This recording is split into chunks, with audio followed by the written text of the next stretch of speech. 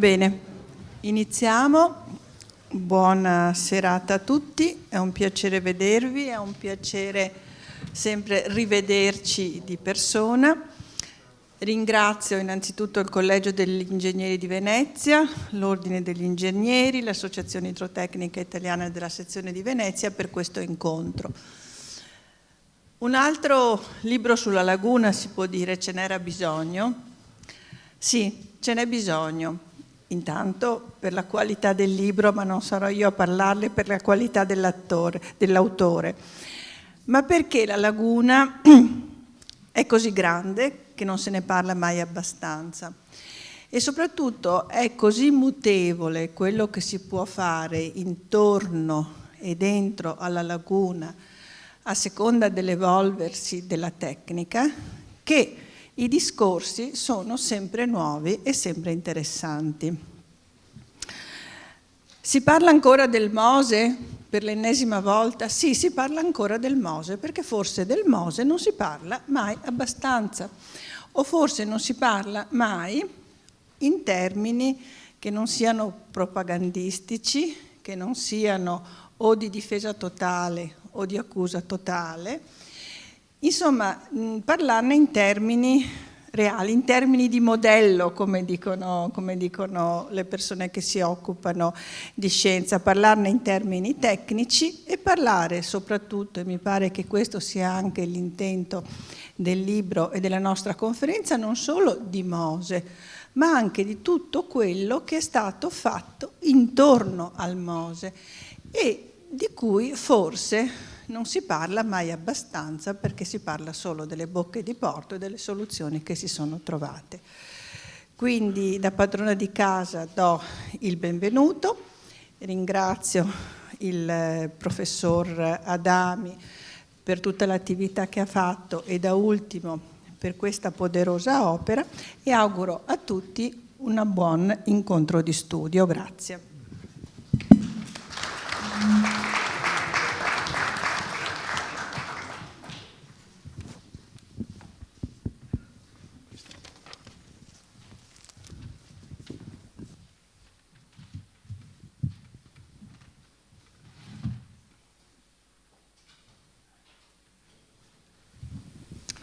Buonasera a tutti, a chi è presente qui in sala e a chi ci segue da remoto, come si dice, sono particolarmente felice di essere qui questo pomeriggio perché è da parecchio tempo che l'Ordine degli Ingegneri della Città Metropolitana di Venezia si occupa del tema delle acque alte della laguna e del Mose, l'opera di difesa più importante e impattante sulla città da molti punti di vista.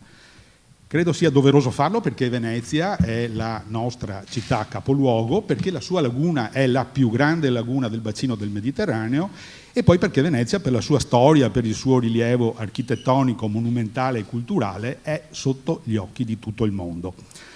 E nell'ambito dell'Ordine di Venezia e con la collaborazione anche del Collegio opera il gruppo di lavoro Acque Alte e Mose, che ha l'obiettivo di acquisire e rendere patrimonio comune dei colleghi ingegneri e di coloro che vogliono parteciparvi gli studi, i progetti, i monitoraggi e tutto quanto è reperibile sui vari tavoli per incrementare la conoscenza del fenomeno dell'acqua alta in laguna, negli abitati che vi prospettano e in particolare nella città di Venezia insulare.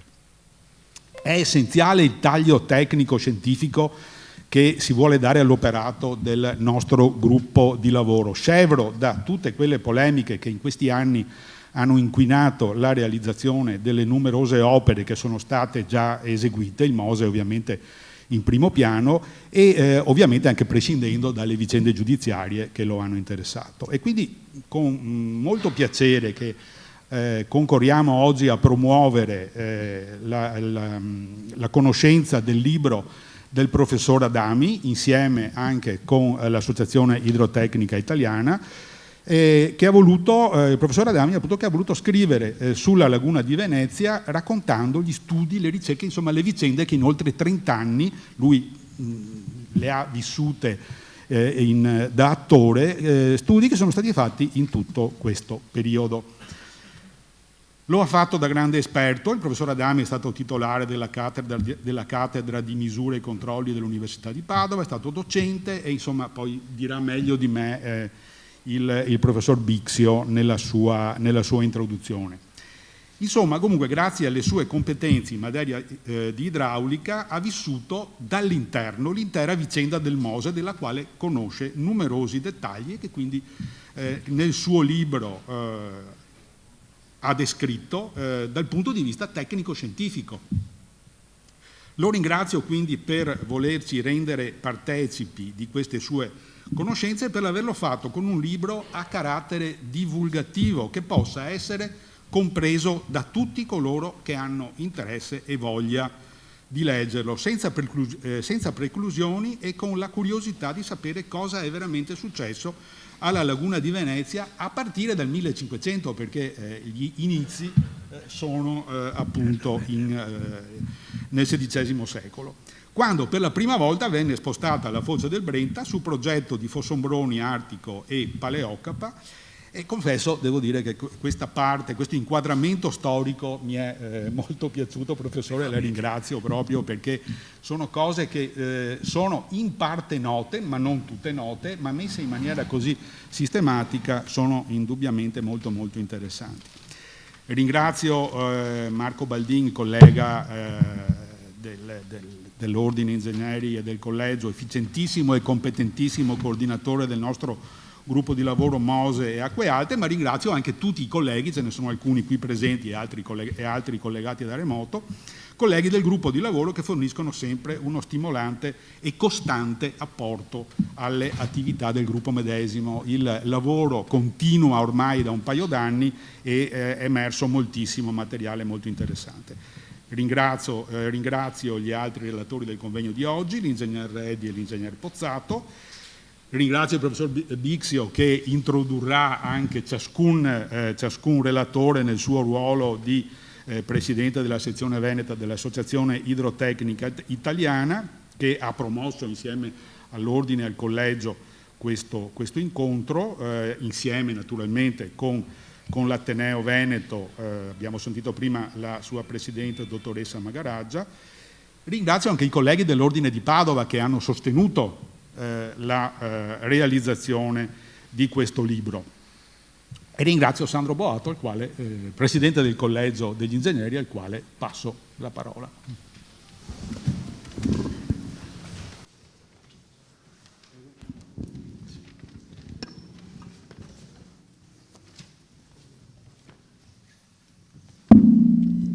Scusate. Buongiorno. Buon pomeriggio a tutti quanti. Si sente, sì. Anch'io porto un breve saluto da parte del collegio che insieme all'Ordine ha organizzato questo evento.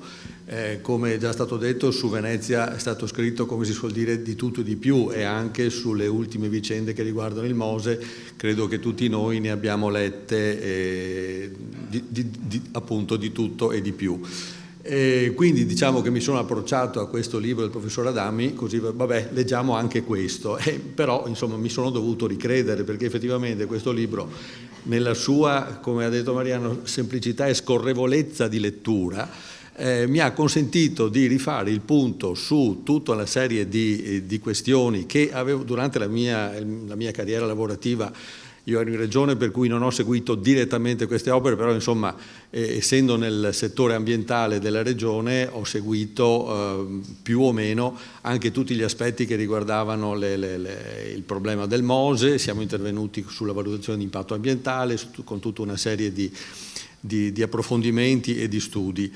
E devo dire che leggendo questo libro ho rifatto il quadro della situazione in modo, devo dire, esaustivo e completo, che mi ha veramente soddisfatto. Cioè l'ho letto d'un fiato, e proprio lo dicevo ai miei colleghi quando ho finito di leggerlo, perché mi ha proprio interessato e incuriosito. Quindi ho accolto davvero con grande con partecipazione l'idea di fare questa presentazione pubblica in questo luogo, che peraltro è straordinario, molto prestigioso, insomma. Quindi è un libro che si legge con curiosità e con interesse, perché l'interesse nonostante tutto quanto ci sia stato detto, l'interesse sul tema è ancora molto vivo, nonostante gli anni che sono trascorsi, sia perché i lavori del MOSE non sono ancora del tutto terminati, sia perché le discussioni e le polemiche sono sempre molto vivaci, e devo dire che il libro del professor Adami non si tira indietro rispetto alle polemiche. Leggendolo si coglie qualche frecciatina, qualche indizio molto stimolante che invoglia e impreziosisce la lettura, a mio parere. Nonostante tutto, insomma, il MOSE ha dimostrato però di funzionare, e credo che questo ci consenta di tirare un sospiro di sollievo tutti quanti, nel senso che c'erano molte perplessità e molte voci contrarie anche tra la popolazione, insomma, che si è sempre divisa tra i pro e i contro su quest'opera, e quindi secondo me un passo avanti importante è stato fatto. E credo che appunto costituisca un valido presidio per la nostra città, anche se come sappiamo i cambiamenti climatici e l'incremento del livello del mare farà sì che per gli anni a venire bisognerà probabilmente pensare a qualcosa di diverso.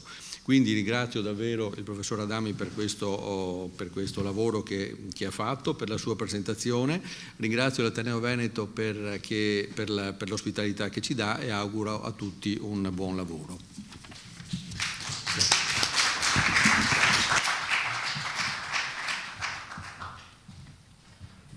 Allora, un ringraziamento innanzitutto al Presidente dell'Ateneo Veneto che ha ospitato questo evento, al Collegio degli Ingegneri di Venezia e all'Ordine degli Ingegneri della Città Metropolitana di Venezia, che hanno concorso a metterlo in azione insieme all'Associazione Idrotecnica Italiana Sezione Veneta. Il titolo del libro che noi andiamo a presentare oggi è noto: è il futuro della laguna di Venezia, oltre 30 anni di studio, ricerche, esperimenti e opere. In questo libro questi due motivi concorrono contestualmente tra di loro. Cioè, da una parte si cita una parte storica, dall'altra si pensa sempre a quelli che possono essere sviluppi futuri della laguna. Questo dualismo crea una serie di tematismi che risultano di estremo interesse. Allora, il programma l'avete visto, io parlo per ora come presentazione, come Presidente della sezione Veneta dell'Associazione Idrotecnica Italiana, conosciuta abbastanza a Padova, un po' meno a Venezia, anche se abbiamo concorso varie volte col Collegio degli Ingegneri veneziano a introdurre iniziative. Cos'è l'Associazione Idrotecnica? Lo ricordo brevemente, che è un'associazione istituita da lungo tempo, il 1923, con lo scopo di promuovere lo sviluppo e la diffusione della cultura dell'acqua nei vari aspetti relativi alla gestione delle risorse idriche, alla salvaguardia dei corpi idrici e alla difesa dell'ambiente. In questi 90 anni che ha l'Associazione Idrotecnica Italiana di storia, è stata punto di riferimento per gli interventi che riguardano il patrimonio idrico italiano ed è tuttora sede qualificata di incontro tra le comunità scientifiche e professionali al fine di divulgare e trattare problemi relativi alle acque, sensibilizzando l'opinione pubblica e la classe politica. Cioè, in sostanza, questa Associazione Idrotecnica Italiana raccoglie delle persone che si occupano di acqua, che hanno volontà di approfondire alcuni aspetti, ci troviamo e stabiliamo delle azioni che riteniamo concordi con le finalità della nostra associazione.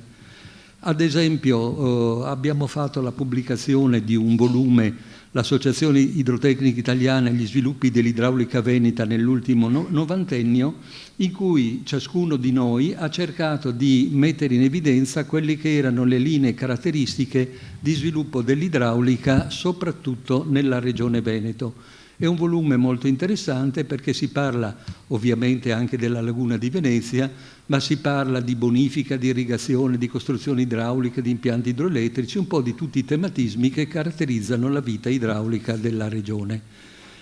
L'Associazione Idrotecnica pubblica una sua rivista, L'Acqua, che è l'unica in Italia che si occupa di temi idraulici. Ci si può abbonare, è un costo molto modesto, e si possono offrire tramite la rivista dell'Acqua proprie visioni e propri contributi su vari aspetti che riguardano l'idraulica.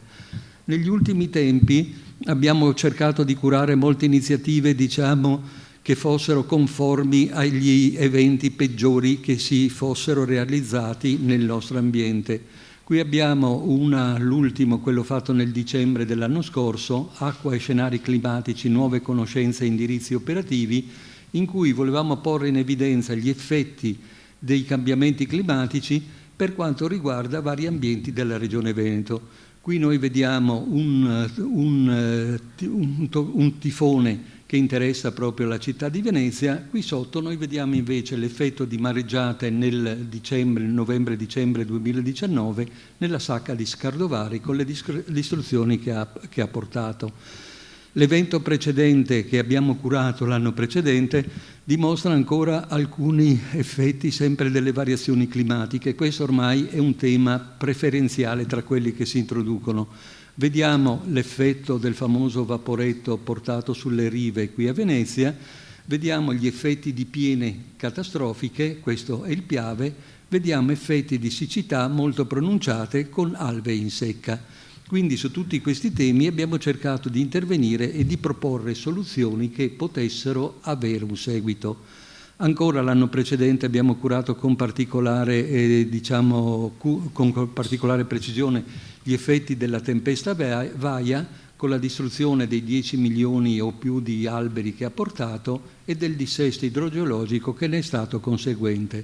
Ovviamente poi ci sono in particolare trattati i temi che riguardano Venezia, la sicurezza del territorio dopo l'alluvione del 66. Oggi noi abbiamo 3 relatori, di cui il principale ovviamente è il presentatore del libro, il professor Adami. Però molto bene con la relazione del professor Adami si interfacciano le relazioni dell'ingegner Redi e dell'ingegner Pozzato. Perché? Perché queste relazioni messe insieme contribuiscono a fornire un quadro complessivo su 3 ambiti professionali che caratterizzano l'attività di studio di Venezia, cioè l'attività che possiamo chiamare operativa, costruttiva, che è quella che ha seguito l'ingegner Redi, l'attività di tipo scientifico, che è quella che ha curato il professor Adami e che ha inserito nel suo libro, l'attività di tipo modellistico, cioè la sperimentazione su modello delle opere che riguardano la Laguna di Venezia, che per lungo tempo ha seguito l'ingegner Pozzato. Allora, noi incominceremo la presentazione col primo relatore. Adesso passerei da moderatore da relatore sull'Associazione Idrotecnica Italiana a moderatore, e quindi vorrei introdurre l'ingegner Redi. Il primo relatore è l'ingegner Redi. L'ingegner Redi si è laureato in ingegneria idraulica presso l'Università degli Studi di Padova nel 1979 ed ha iniziato la propria esperienza di lavoro all'estero in Arabia Saudita e in Yemen. L'attività nel progetto MOSE inizia come capo dell'ufficio studio e sperimentazione del Consorzio Venezia Nuova e investe il periodo 1983-1989. All'ingegner Redi viene attribuita la matricola numero 1 del Consorzio, quindi una matricola significativa. Poi l'ingegner Redi diventa consulente dello stesso con compiti di direzione lavori degli studi e di parte delle opere. Si interessa inoltre agli aspetti relativi alla sicurezza dei cantieri, prima come coordinatore per l'esecuzione e successivamente come responsabile dei lavori.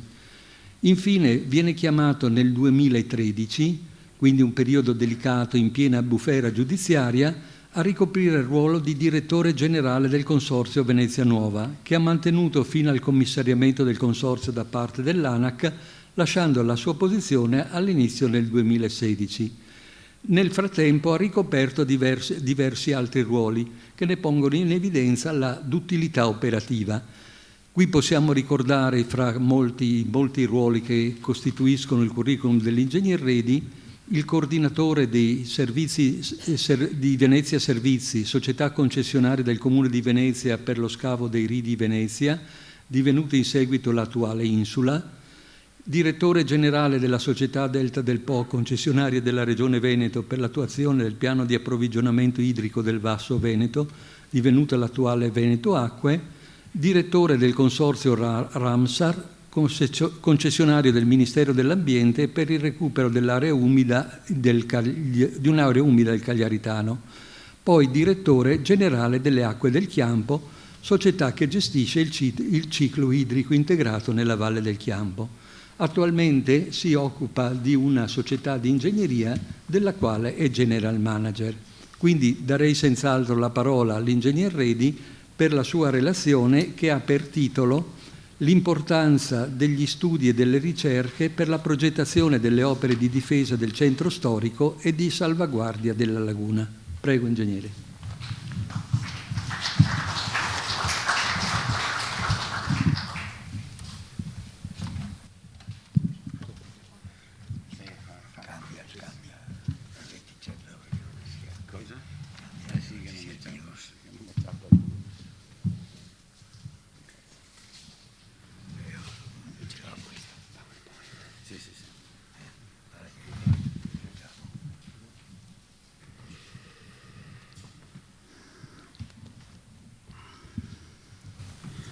Buonasera, un saluto a tutti i presenti e anche a tutti quelli che ci vedono da remoto. E voglio ringraziare gli organizzatori di questo convegno dell'avermi invitato, perché ho assistito a diversi convegni e ho sempre apprezzato i contenuti e le persone che ne facevano parte, e anch'io oggi riuscire a venire a parlare e illustrare quello che abbiamo fatto lo considero un motivo di orgoglio. Non solo questo, mi hanno anche messo assieme a due professionisti, siamo un po' il contorno al professor Adami, naturalmente noi altri quest'oggi, però l'ingegner Pozzato, col quale ho lavorato tantissimi anni, prima quando era all'ufficio salvaguardia con l'ingegner D'Amico, negli anni '80, con l'ingegner Pozzato, poi ci siamo visti a Volta Barroso per tanti anni, perciò diciamo rappresenta il rapporto che abbiamo avuto con la pubblica amministrazione noi che facevamo parte del concessionario. E poi col professor Adami è ancora peggio, perché ha avuto l'avventura di essere mio professore, perciò lo conosco dagli anni '70 e ho avuto il piacere di assistere alle sue lezioni piene di contenuti di carattere tecnico, ma anche molto piacevoli per mille altri aspetti, perché il professore è istrionico e mi è sempre piaciuto. Diverse barzellette di quelle che ho raccontato per tanti anni nascevano nell'ambiente universitario, perciò è stato un piacere anche in questo senso. Certamente il piacere maggiore è stato quello di imparare la teoria, per esempio, delle similitudini, che tanta importanza poi probabilmente avrebbe avuto anche nella modellistica matematica, e di questo ringrazio sempre il professor Adami. Ho avuto poi l'avventura di stare col professor Adami negli anni successivi, negli anni '80, quando come capo dell'ufficio studi e sperimentazione abbiamo seguito prima l'ideazione e poi l'implementazione del piano di studi, di cui poi brevemente vi racconterò. A valle di questo ho avuto il privilegio di stare col professore anche da un punto di vista professionale, e perciò negli anni successivi anche di collaborare in questo, e ringrazio il professore perché a poche persone riconosco di avermi indirizzato, di avermi fatto capire, di avermi mostrato quello che poteva essere la professione. Di questo sarò sempre grato al professor Adami. Come vedete dalla presentazione che ha fatto il professor Bixio, sono un uomo di parte. Nasco come matricola numero 1 del consorzio, faccio il capo dell'ufficio studi di sperimentazione del consorzio, collaboro col consorzio, sono direttore per qualche anno del consorzio, perciò sono uomo di parte, sono uomo innamorato del progetto, sono uomo che crede profondamente nel progetto, però credo di essere anche persona intellettualmente onesta, e perciò di avere operato e di poter parlare del progetto raccontandone il reale sviluppo, veramente quello che abbiamo fatto e come si è proceduti. Allora, di che cosa dobbiamo parlare? Dobbiamo parlare, il mio diciamo, compito è quello di illustrare lo sviluppo del piano degli studi e delle sperimentazioni che abbiamo fatto negli anni in cui, pionieristicamente direi, si è partiti a lavorare sul MOSE. Diciamo che il sistema su cui andavamo a lavorare, la laguna con Venezia al suo interno, era un sistema molto complesso, altamente urbanizzato, con uno scontro importante fra conservazione e sviluppo. Questo era il compito che è stato dato al concessionario, al Consorzio Venezia Nuova, da affrontare e risolvere. Nascevamo a valle della definizione di quello che è stato chiamato il progettone, redatto, qua vedete i nomi dei vari professori che hanno redatto il progettone. Dovevamo rendere praticamente operativo, dovevamo cominciare a operare realmente sulla laguna, non c'erano grandi esempi di lavori in questo senso e il lavoro era, come dire, molto molto complicato. Il consorzio allora si dotò di un comitato tecnico di cui facevano parte i direttori tecnici delle imprese. A quel tempo le imprese che lo formavano erano Condotte, Girola, Lodigiani, Impresit, cioè i nomi delle grandi imprese italiane che avevano fatto opere in giro per tutto il mondo, assistiti da un certo numero di professori che invece rappresentavano la competenza e la conoscenza specifica della parte scientifica e di tutti gli argomenti di carattere, diciamo, più specialistico. I professori che hanno lavorato su questo sono il professor Noli e il professor Borzani per quanto riguardava le opere marittime, il professor De Fraia per quanto riguardava l'ambiente, il professor Colamussi per le opere meccaniche, i professori Ionia e Creazza per le strutture.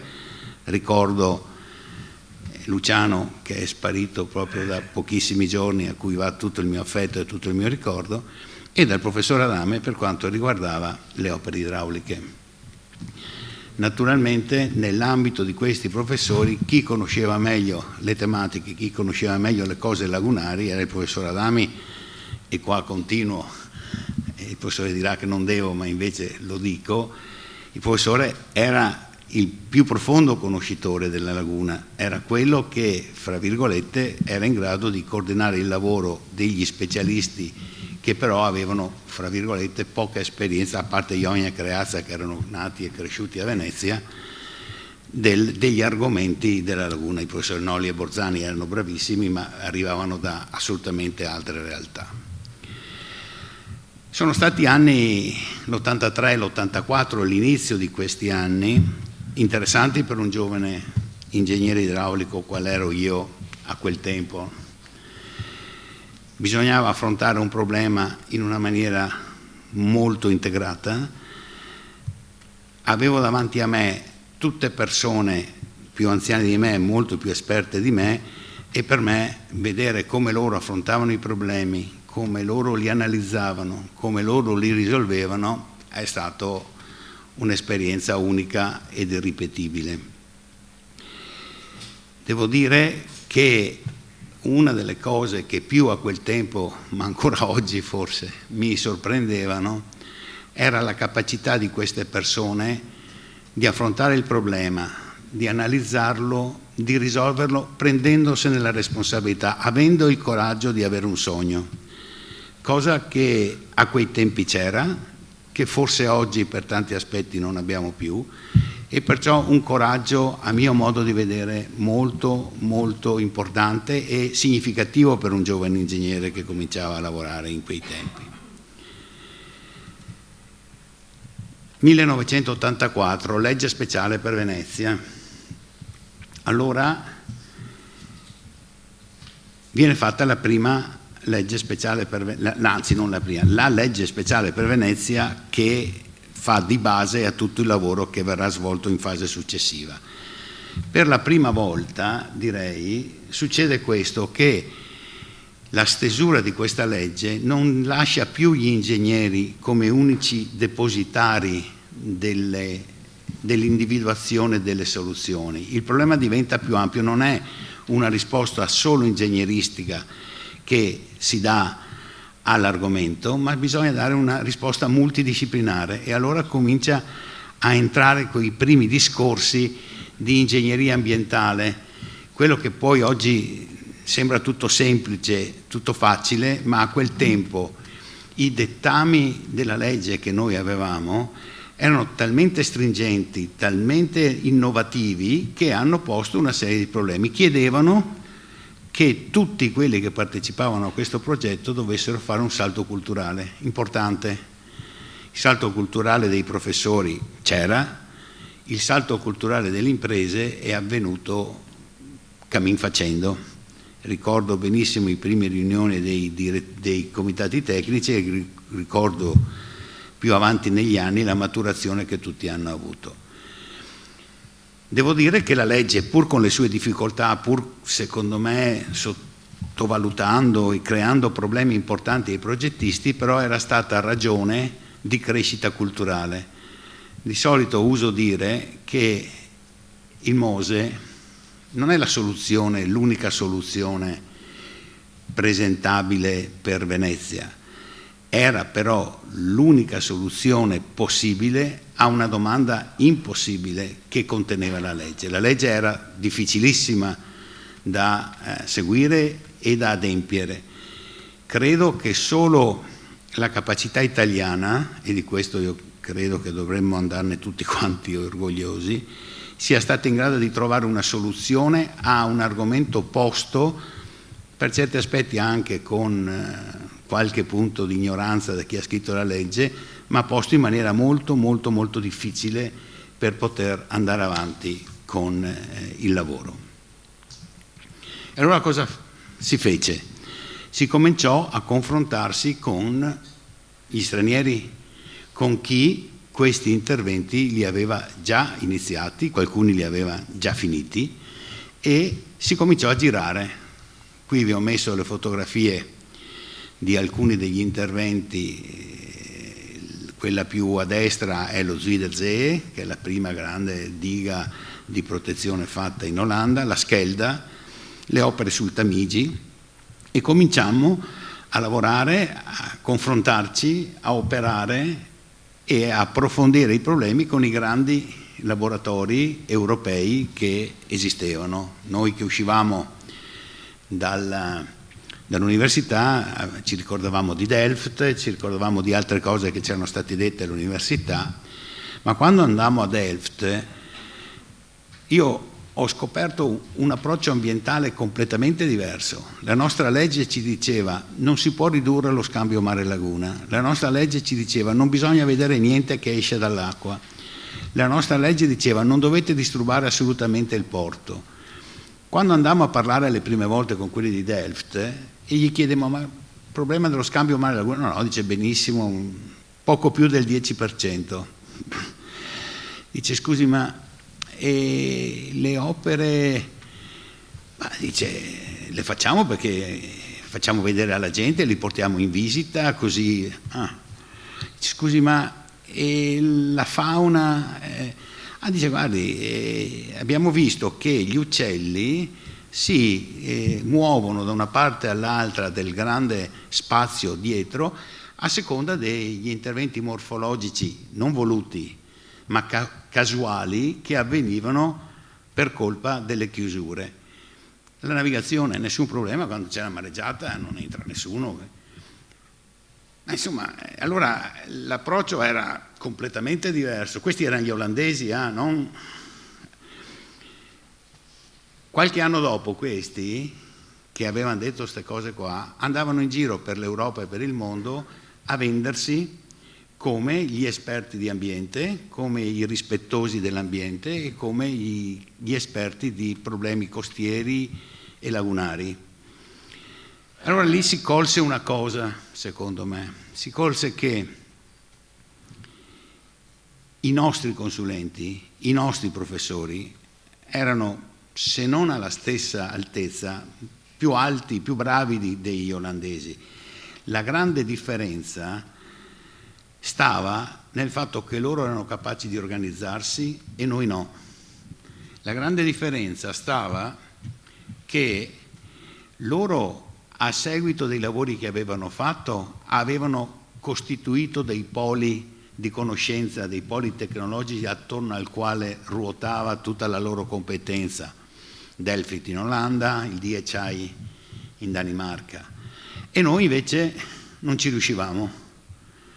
Allora si pensò di dire, abbiamo il centro sperimentale di Volta Barroso, esisteva dagli anni 70, è del Ministero dei Lavori Pubblici, è vicino all'Università di Padova, all'Istituto di Idraulica, ma perché non investiamo in quella direzione? Perché non cerchiamo di far sì che si possa fare un polo anche noi, che poi andiamo a rivendere nel mondo anche noi altri, no? Una volta finito. Intanto ci serve perché tutti i dati, tutte le informazioni, i modelli, tutto quello che stiamo costituendo cerchiamo di metterli in un punto unico, ma poi forse riusciamo ad andare anche noi. Gli olandesi l'avrebbero fatto qualche anno dopo, l'avevamo capito anche noi in quel momento.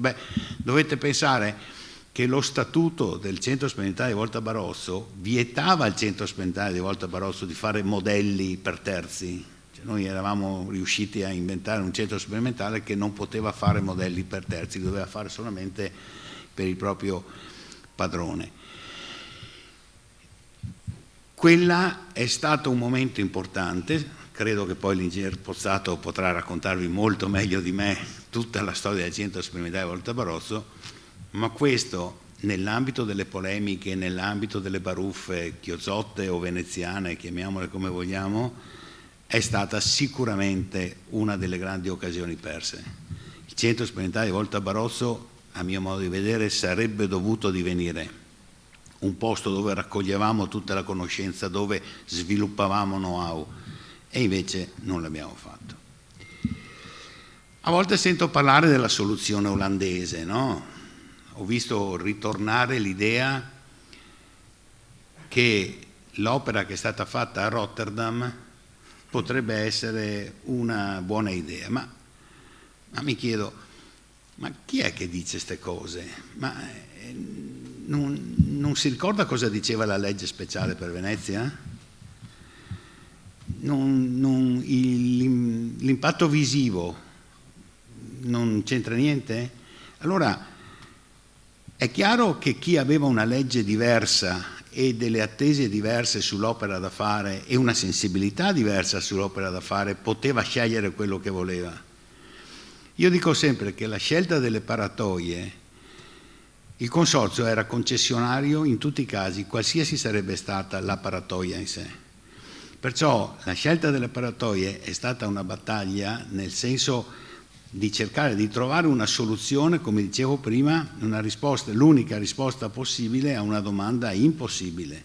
C'erano 1000 altre paratoie che si sarebbero potute fare. È stata fatta questa scelta. Ho scritto che è anche una soluzione meno elegante.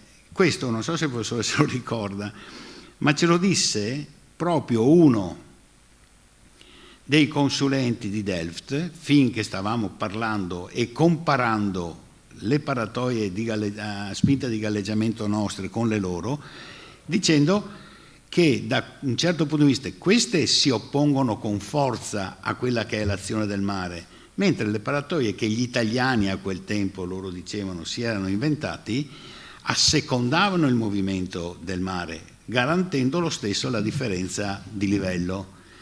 E questo, tra virgolette, loro lo ritenevano da un punto di vista ingegneristico un vantaggio.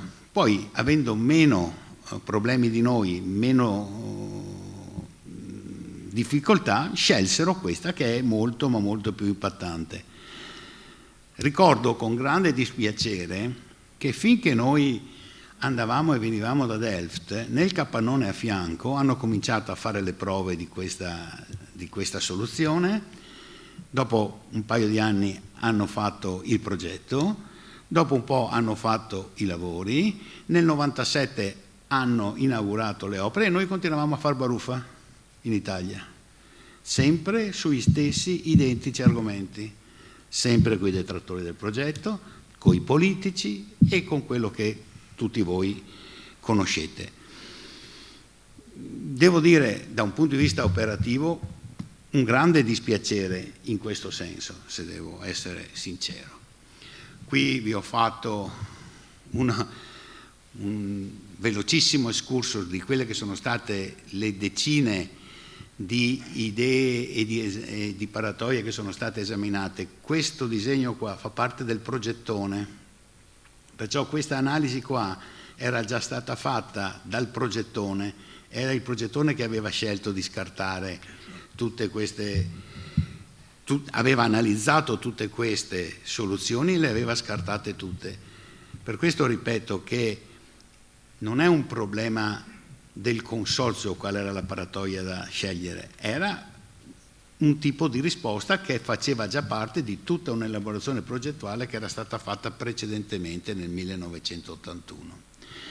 In questo clima arriviamo al 1987, che è il momento in cui dobbiamo mettere in fila tutti quanti gli studi e le sperimentazioni che riteniamo che ritengono, perché io ero sempre il ragazzino di bottega, che si ritiene di dover mandare avanti per poter impostare il progetto. Beh, qui secondo me c'è un salto di qualità incredibile. Uno, perché non c'erano tante informazioni sulla Laguna di Venezia a quel tempo e se c'erano erano un po' sfilacciate. Chi studiava la Laguna di Venezia? Solo l'ufficio idrografico del magistrato alle acque, che faceva un lavoro importante, interessante, ma che non aveva i mezzi e non aveva avuto la fortuna di avere gli stessi mezzi che poi sono arrivati al Consorzio Venezia Nuova. Perciò la conoscenza che si aveva in quel momento era una conoscenza limitata, però quando cominciarono a fare i primi ragionamenti attorno al tavolo di che cosa doveva essere, diciamo, il piano di studi, venne fuori un'idea talmente complementare, talmente attenta, talmente approfondita di tutti quanti gli argomenti e non solo degli studi relativi alla realizzazione dell'opera, ma di tutto il problema che bisognava affrontare, perché per la prima volta alla legge speciale va riconosciuto questo merito. La laguna veniva trattata come un tutt'uno, veniva trattata sia da un punto di vista fisico che da un punto di vista economico che da un punto di vista sociale, perciò il problema si allargava, diventava molto più ampio. Non solo, oltre a questo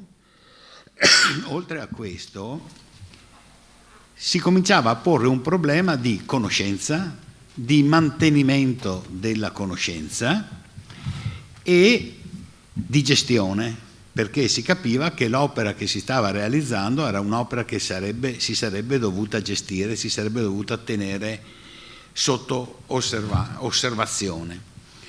Quello che vedete sulla destra è l'elenco di tutti gli studi. Si fecero dei ragionamenti, si fecero delle differenziazioni, perché per ciascun argomento, per ciascuna area geografica, per ciascuna specializzazione si analizzò che cosa effettivamente bisognava fare. E allora iniziamo a dividere gli studi in 3 grandi filoni. L'identificazione del sistema, è chiaro cos'è, non si avevano informazioni, mi ricordo l'ingegner Marras di Impresit che diceva dobbiamo fare la foto dello stato zero della laguna, perché la prima volta che metteremo le mani su sta laguna ci salteranno al collo e tutto quello che succederà sarà colpa nostra, e non c'era una grande foto zero. E perciò lì si fecero tutta una serie di iniziative di attività, come vedete scritte, raccolte biografiche, campagne di misura, raccolta dati, indagini, rilievi, modelli, Poi un secondo filone, quello vero, quello diciamo che sostanzialmente gli ingegneri tradizionali avevano in testa, correlati alla progettazione degli interventi, perciò analizzare tutti i problemi e verificare le fattibilità di quelle che erano le componenti più significative, individuare tecnologie e metodi costruttivi nuovi, visto che erano opere mai realizzate prima, simulare il comportamento di queste opere nel tempo per capire e così via.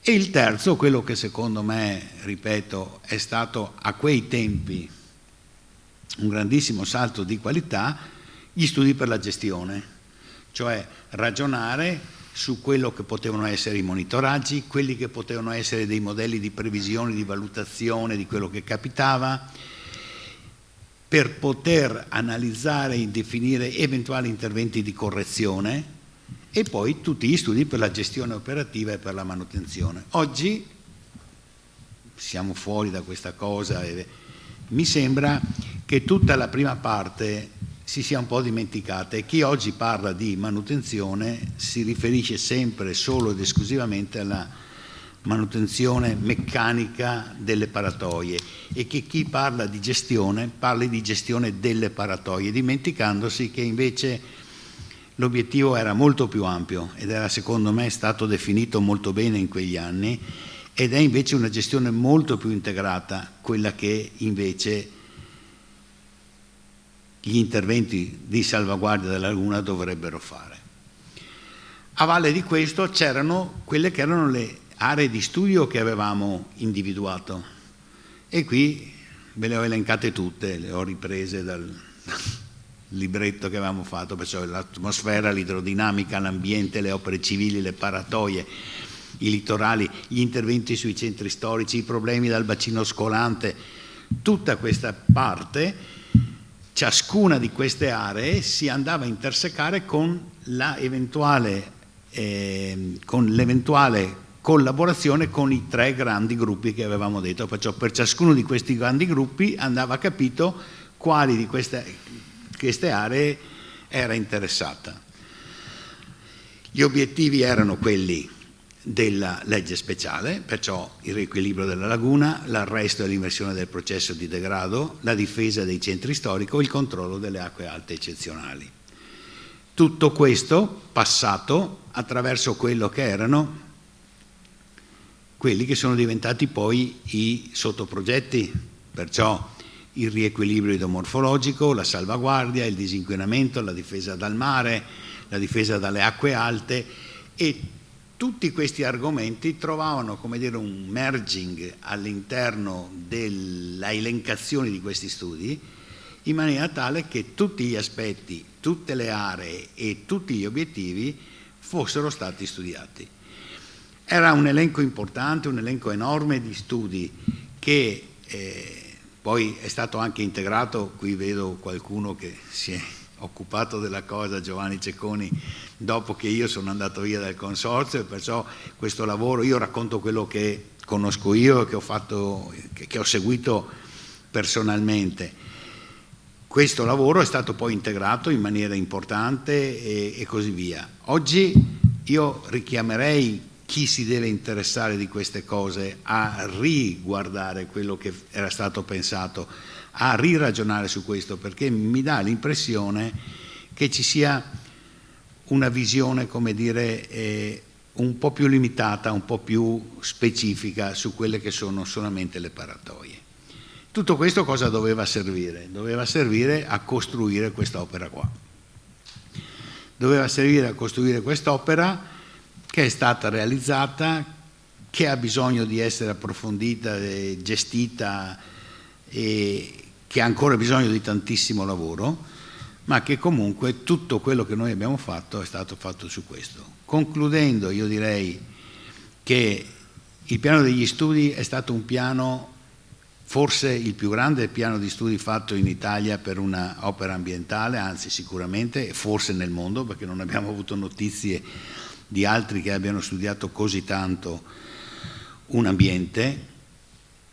È stata una cosa innovativa, nel senso che diverse delle cose che erano state immaginate e pensate in quei tempi, tipo il servizio informativo, tipo le banche dati di allora, oggi sono patrimonio culturale normale di tutti, ma a quel tempo erano cose assolutamente innovative di cui nessuno aveva parlato, e che grande merito di tutto questo va a tutti i tecnici che hanno lavorato su questo, che si sono impegnati, che hanno lavorato.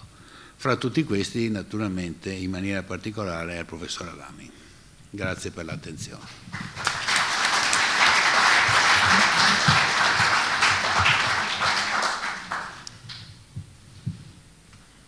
E qui dovete chiudere la dovete chiudere voi. Non te già abbia responsabilità di chiudere. No. Salta tutto.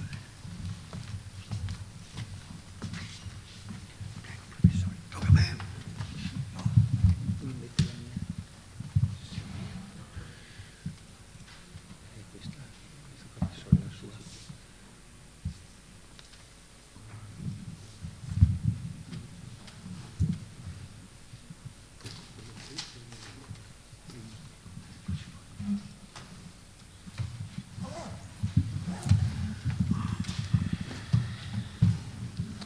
Allora, ringraziamo l'ingegner Redi per il suo vivace intervento e diamo la parola al professor Adami per un intervento che riteniamo sarà probabilmente ancora più vivace.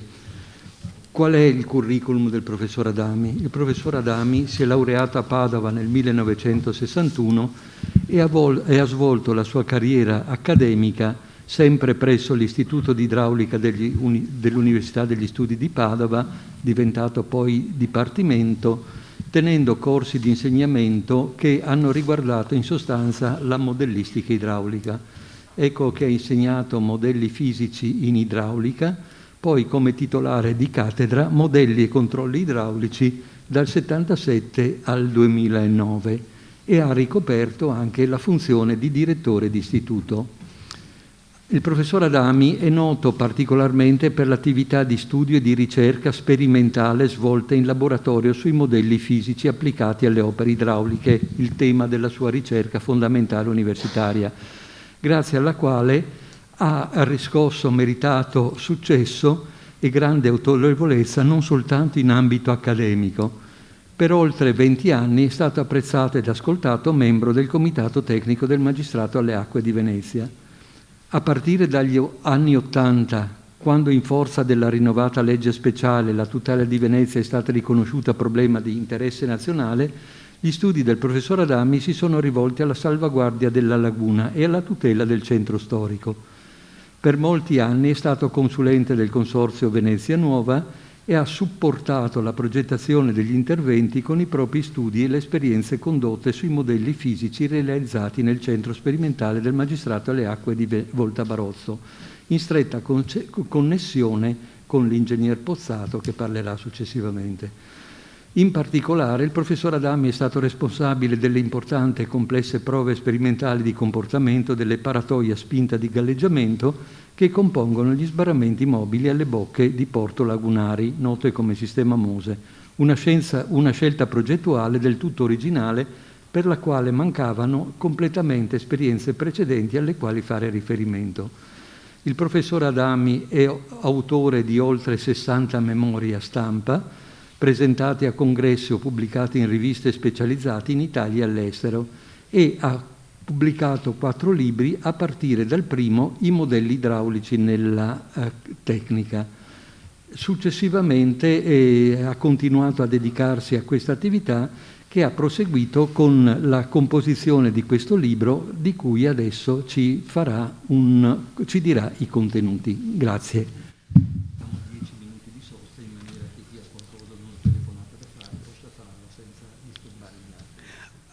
Allora, intanto grazie di tutto quello che mi avete detto, avete esagerato e naturalmente spero che non mi porti male, insomma, ecco.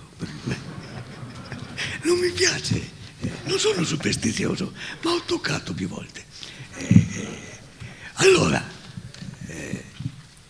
devo parlarvi intanto grazie per avermi invitato e grazie per l'interesse, naturalmente avete esagerato molte cose. Volevo solo precisare una questione personale, perché Bixio, mi pare, ha detto appena adesso che ho fatto parte del comitato tecnico di magistratura. È vero o non è vero? Cioè, ho sempre fatto parte del comitato tecnico di magistratura come invitato, non sono stato mai un membro effettivo. Questo per motivi miei personali, perché non ero molto d'accordo su come venivano fatte certe cose, per cui così come non ho mai accettato di essere parte del Ministero del Consiglio Superiore dei Lavori Pubblici, ma queste sono mie opinioni personali sulle quali non voglio nessuna, probabilmente era solo per vigliaccheria. Allora, oggi volevo parlarvi di questo libro, mi avete chiesto gentilmente di parlarvene e non so come parlarvene, nel senso che potrei leggere un pezzo, ma insomma mi pare un po' sciocco. E allora mi è venuto in mente che forse potrei parlarvi di una piccola parte del problema di Venezia, che ho chiamato la protostoria del Mose, perché quando sono partite tutte le opere e sono partiti gli studi. Per andare avanti cosa faccio così? Ok. Avete già saputo tutto, tutti l'hanno detto, questo è la paratoia del Mose, la paratoia spinta di galleggiamento, che è fatta in una maniera molto strana, e su questo ne torniamo dopo subito.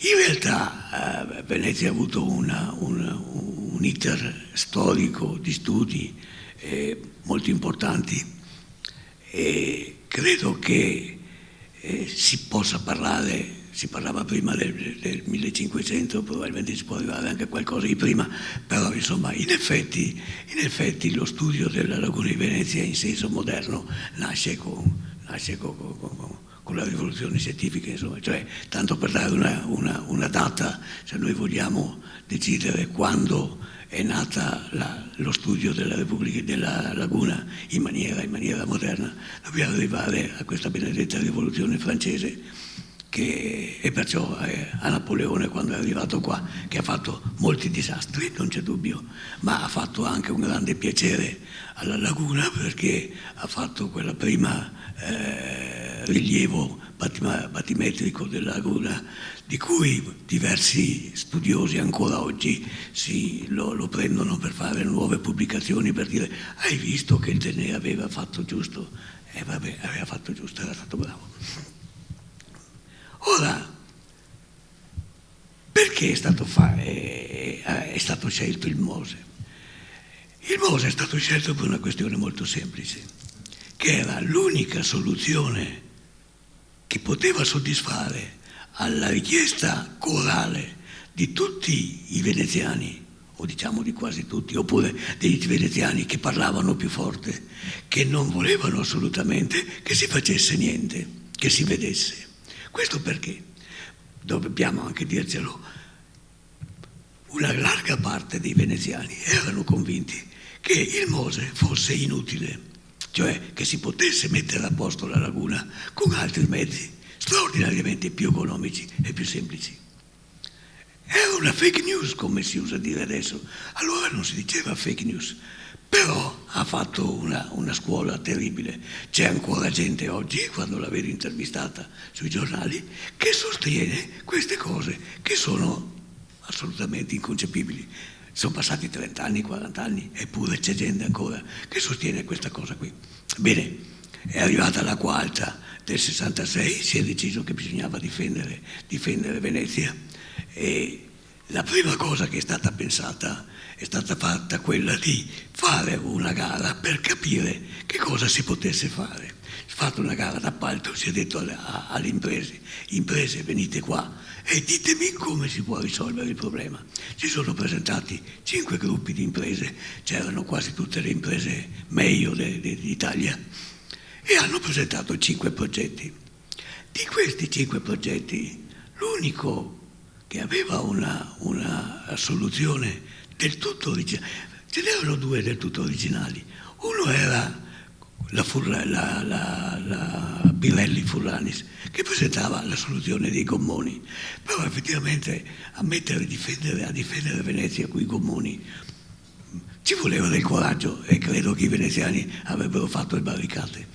L'altra invece era questa stranissima paratoia che era stata presentata dalla Calzoni, che era un'associata in un gruppo, in uno dei gruppi, che aveva una forma stranissima, che è questa. Cioè, questa è la soluzione originale. La soluzione originale era costituita da una serie di birilli, fatti come questo, cioè un birillo cilindrico di 4 metri di diametro, 4,80 è scritto là, e incernierato in questo punto alla base, e che era libero di andare su e giù. Il cilindrone doveva essere riempito parzialmente di acqua in maniera da portarlo a rovesciarsi verso la parte della laguna.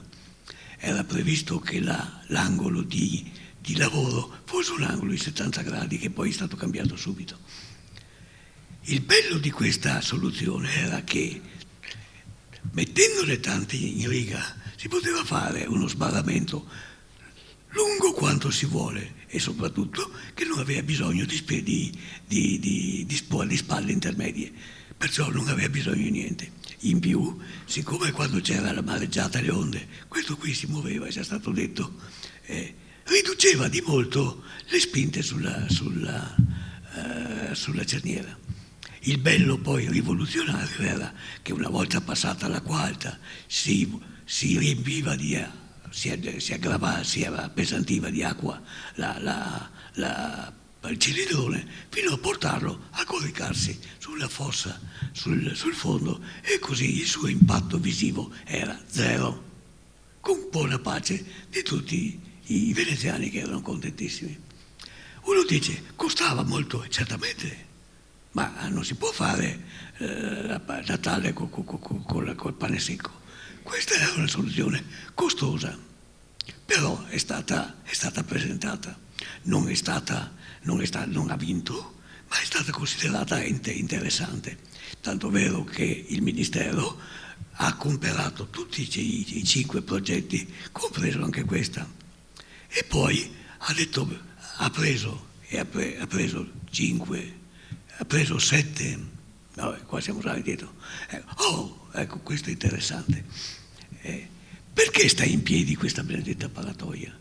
Devo dire che se uno la guarda dice, era tutta sbagliata.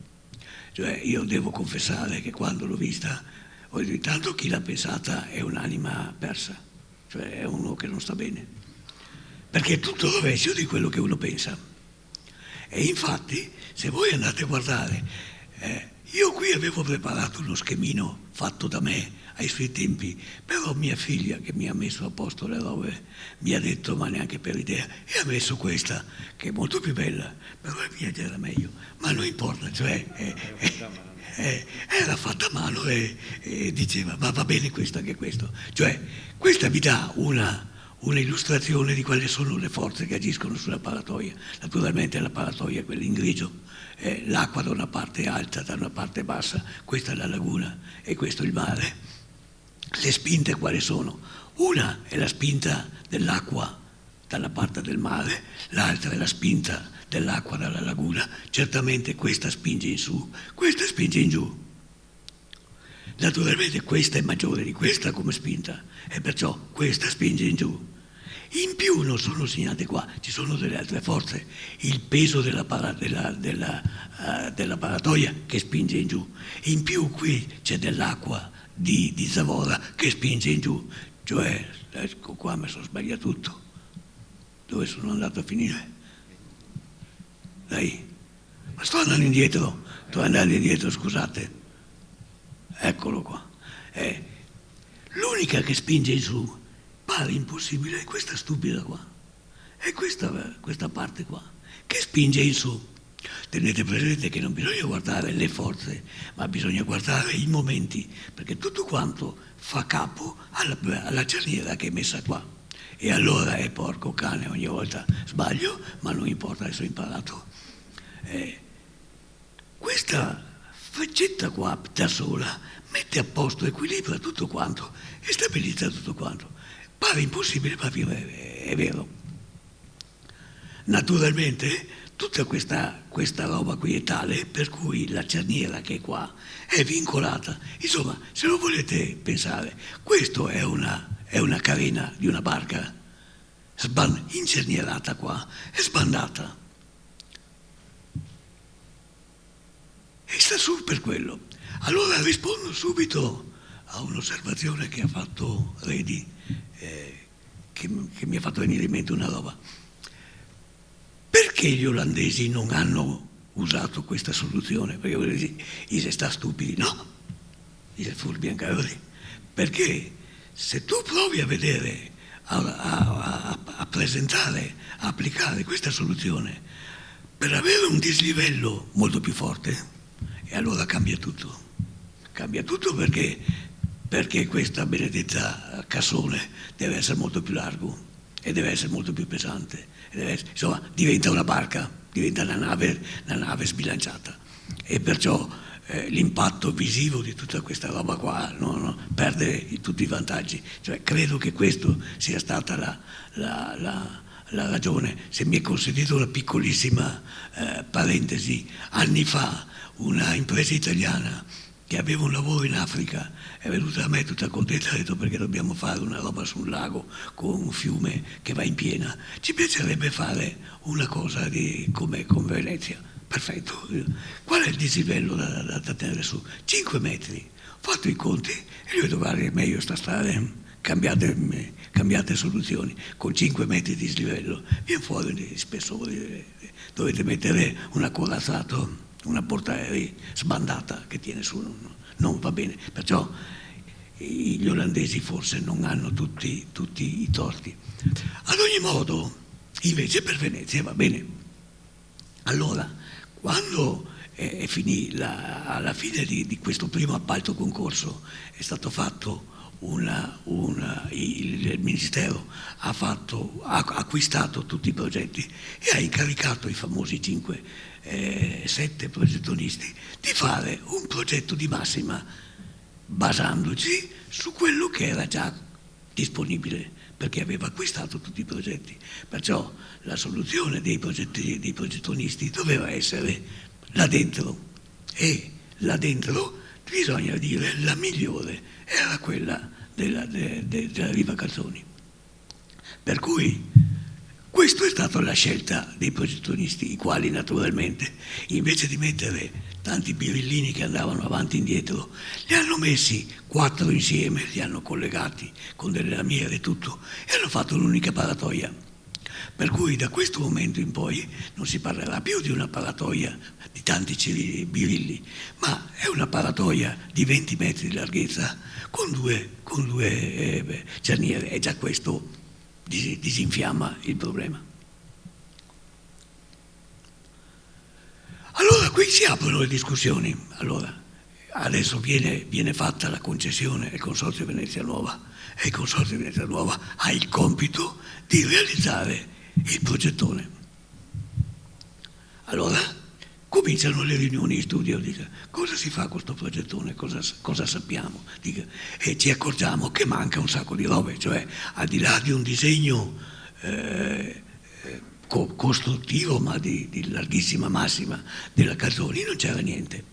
E allora si è cominciato a discutere dicendo che senza dubbio la novità era assoluta, doveva anche tener conto non solo dei dislivelli ma anche del moto ondoso di cui non si sapeva quasi niente, regolare, irregolare.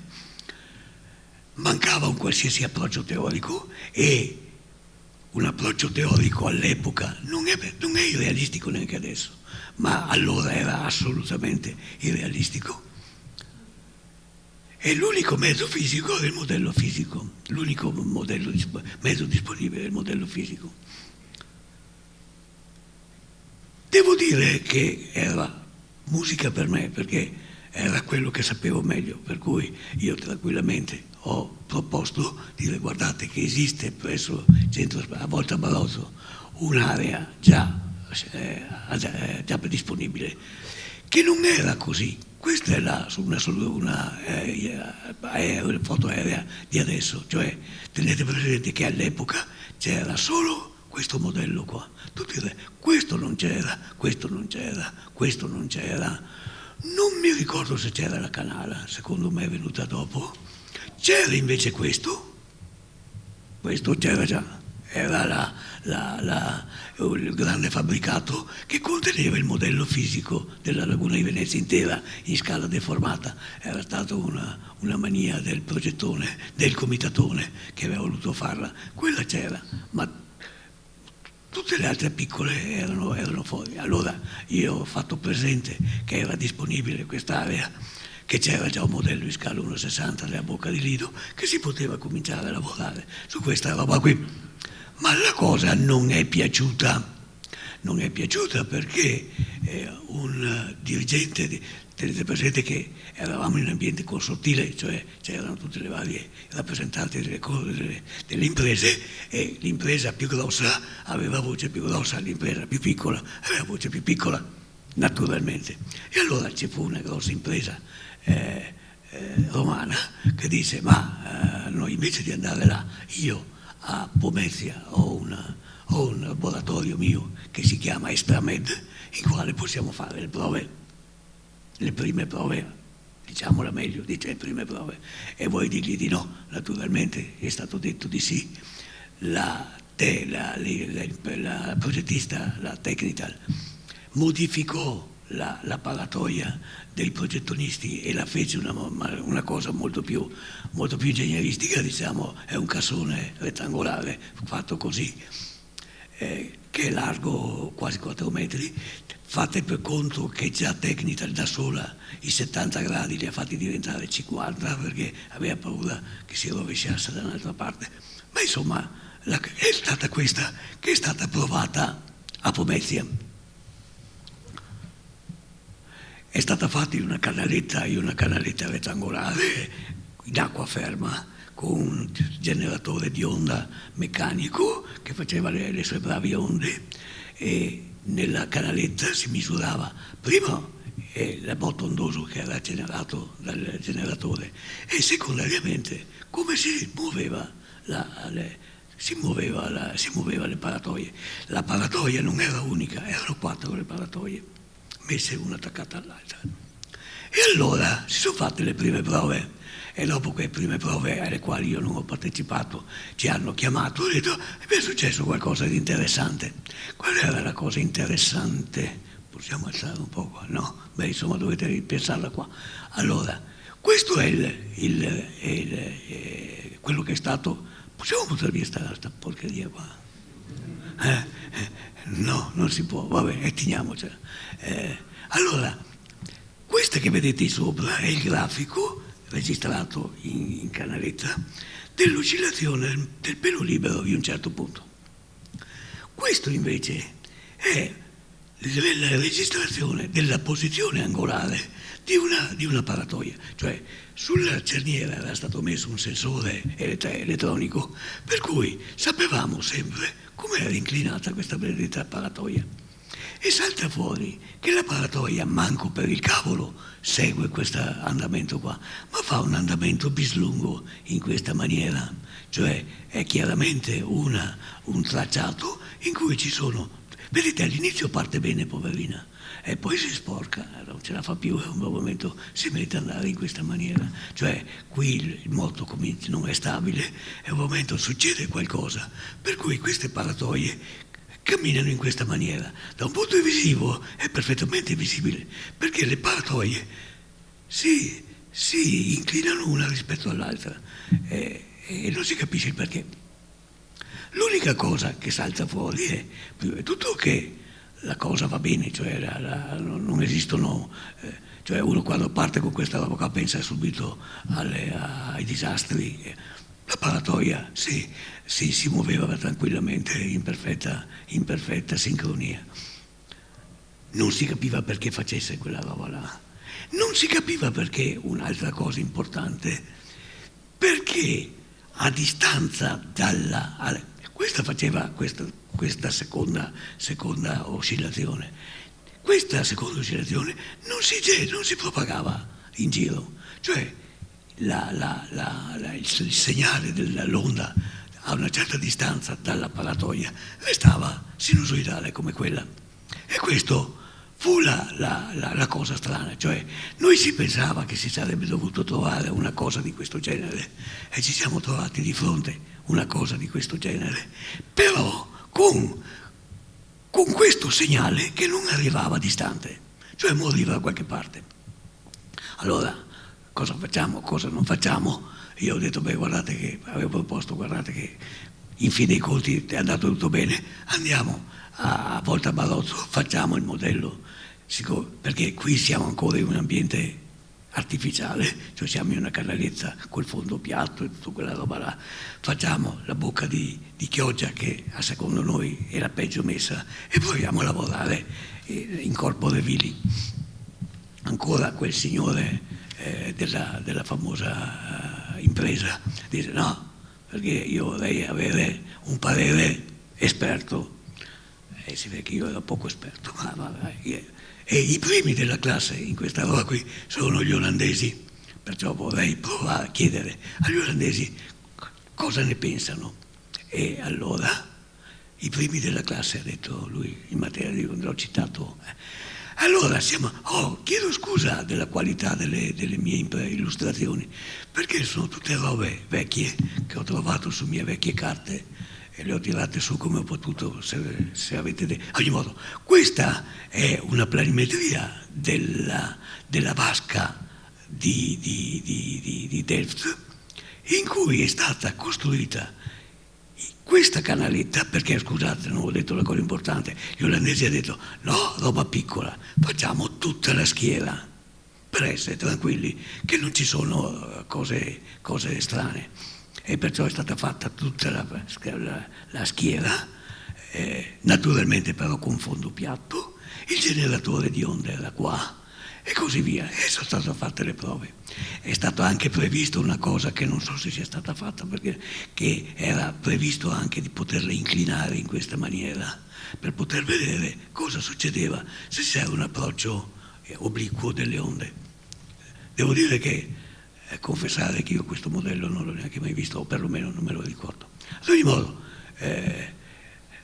la cosa che è stata detta alla fine è che erano confermati i risultati del modellino più piccolo, cioè è confermato che esiste questo modo bimodale di risposta, che il moto è stabile, che la differenza di inclinazione, un'altra cosa importante, queste paratoie adesso si inclinavano così, si sfalsavano, però hanno una certa spessore. Ora l'angolo di sfalsamento, se così si può dire, non era molto grande e perciò era tale da essere anche in cima minore dello spessore della paratoia. Cioè la paratoia non mostrava mai un buco in mezzo, perché non ho detto una cosa importante. Le paratoie, siccome sono libere di oscillare, non si toccano mai per evitare di avere problemi di attrito, per cui c'è un cosiddetto traferro, c'è una certa distanza di 5 centimetri circa tra una paratoia e l'altra, perciò la paratoia è libera di muoversi, però se si muove tanto qui di fianco entra acqua e entra in laguna che non deve entrare. Ecco, lo sfalsamento era sempre modesto e la cosa perciò la tenuta della barriera era sempre assicurata. Bene, allora a questo punto anche l'olandese ha detto va bene, proviamo Volta Barozzo, e allora di corsa siamo tornati a Volta Barozzo e abbiamo costruito di gran corsa il modello della bocca di Chioggia. Nel frattempo il progetto era andato avanti, per cui quando siamo arrivati a costruire il modello della bocca di Chioggia, Technitel aveva già preparato un modello, un progetto perlomeno di primo acchito della nuova bocca, dove allora si vede questi sono i lati della bocca attuali. Questo è il famoso porto rifugio, il progetto del porto rifugio per i pescherecci. La conca, naturalmente, qui non è che sei, perché non sono capace a farmela vedere, ma dove sei? No, qua. Dove sei andato a finire? Eccolo qua. Qui sotto che si vede questa è la sbarra, è la barriera.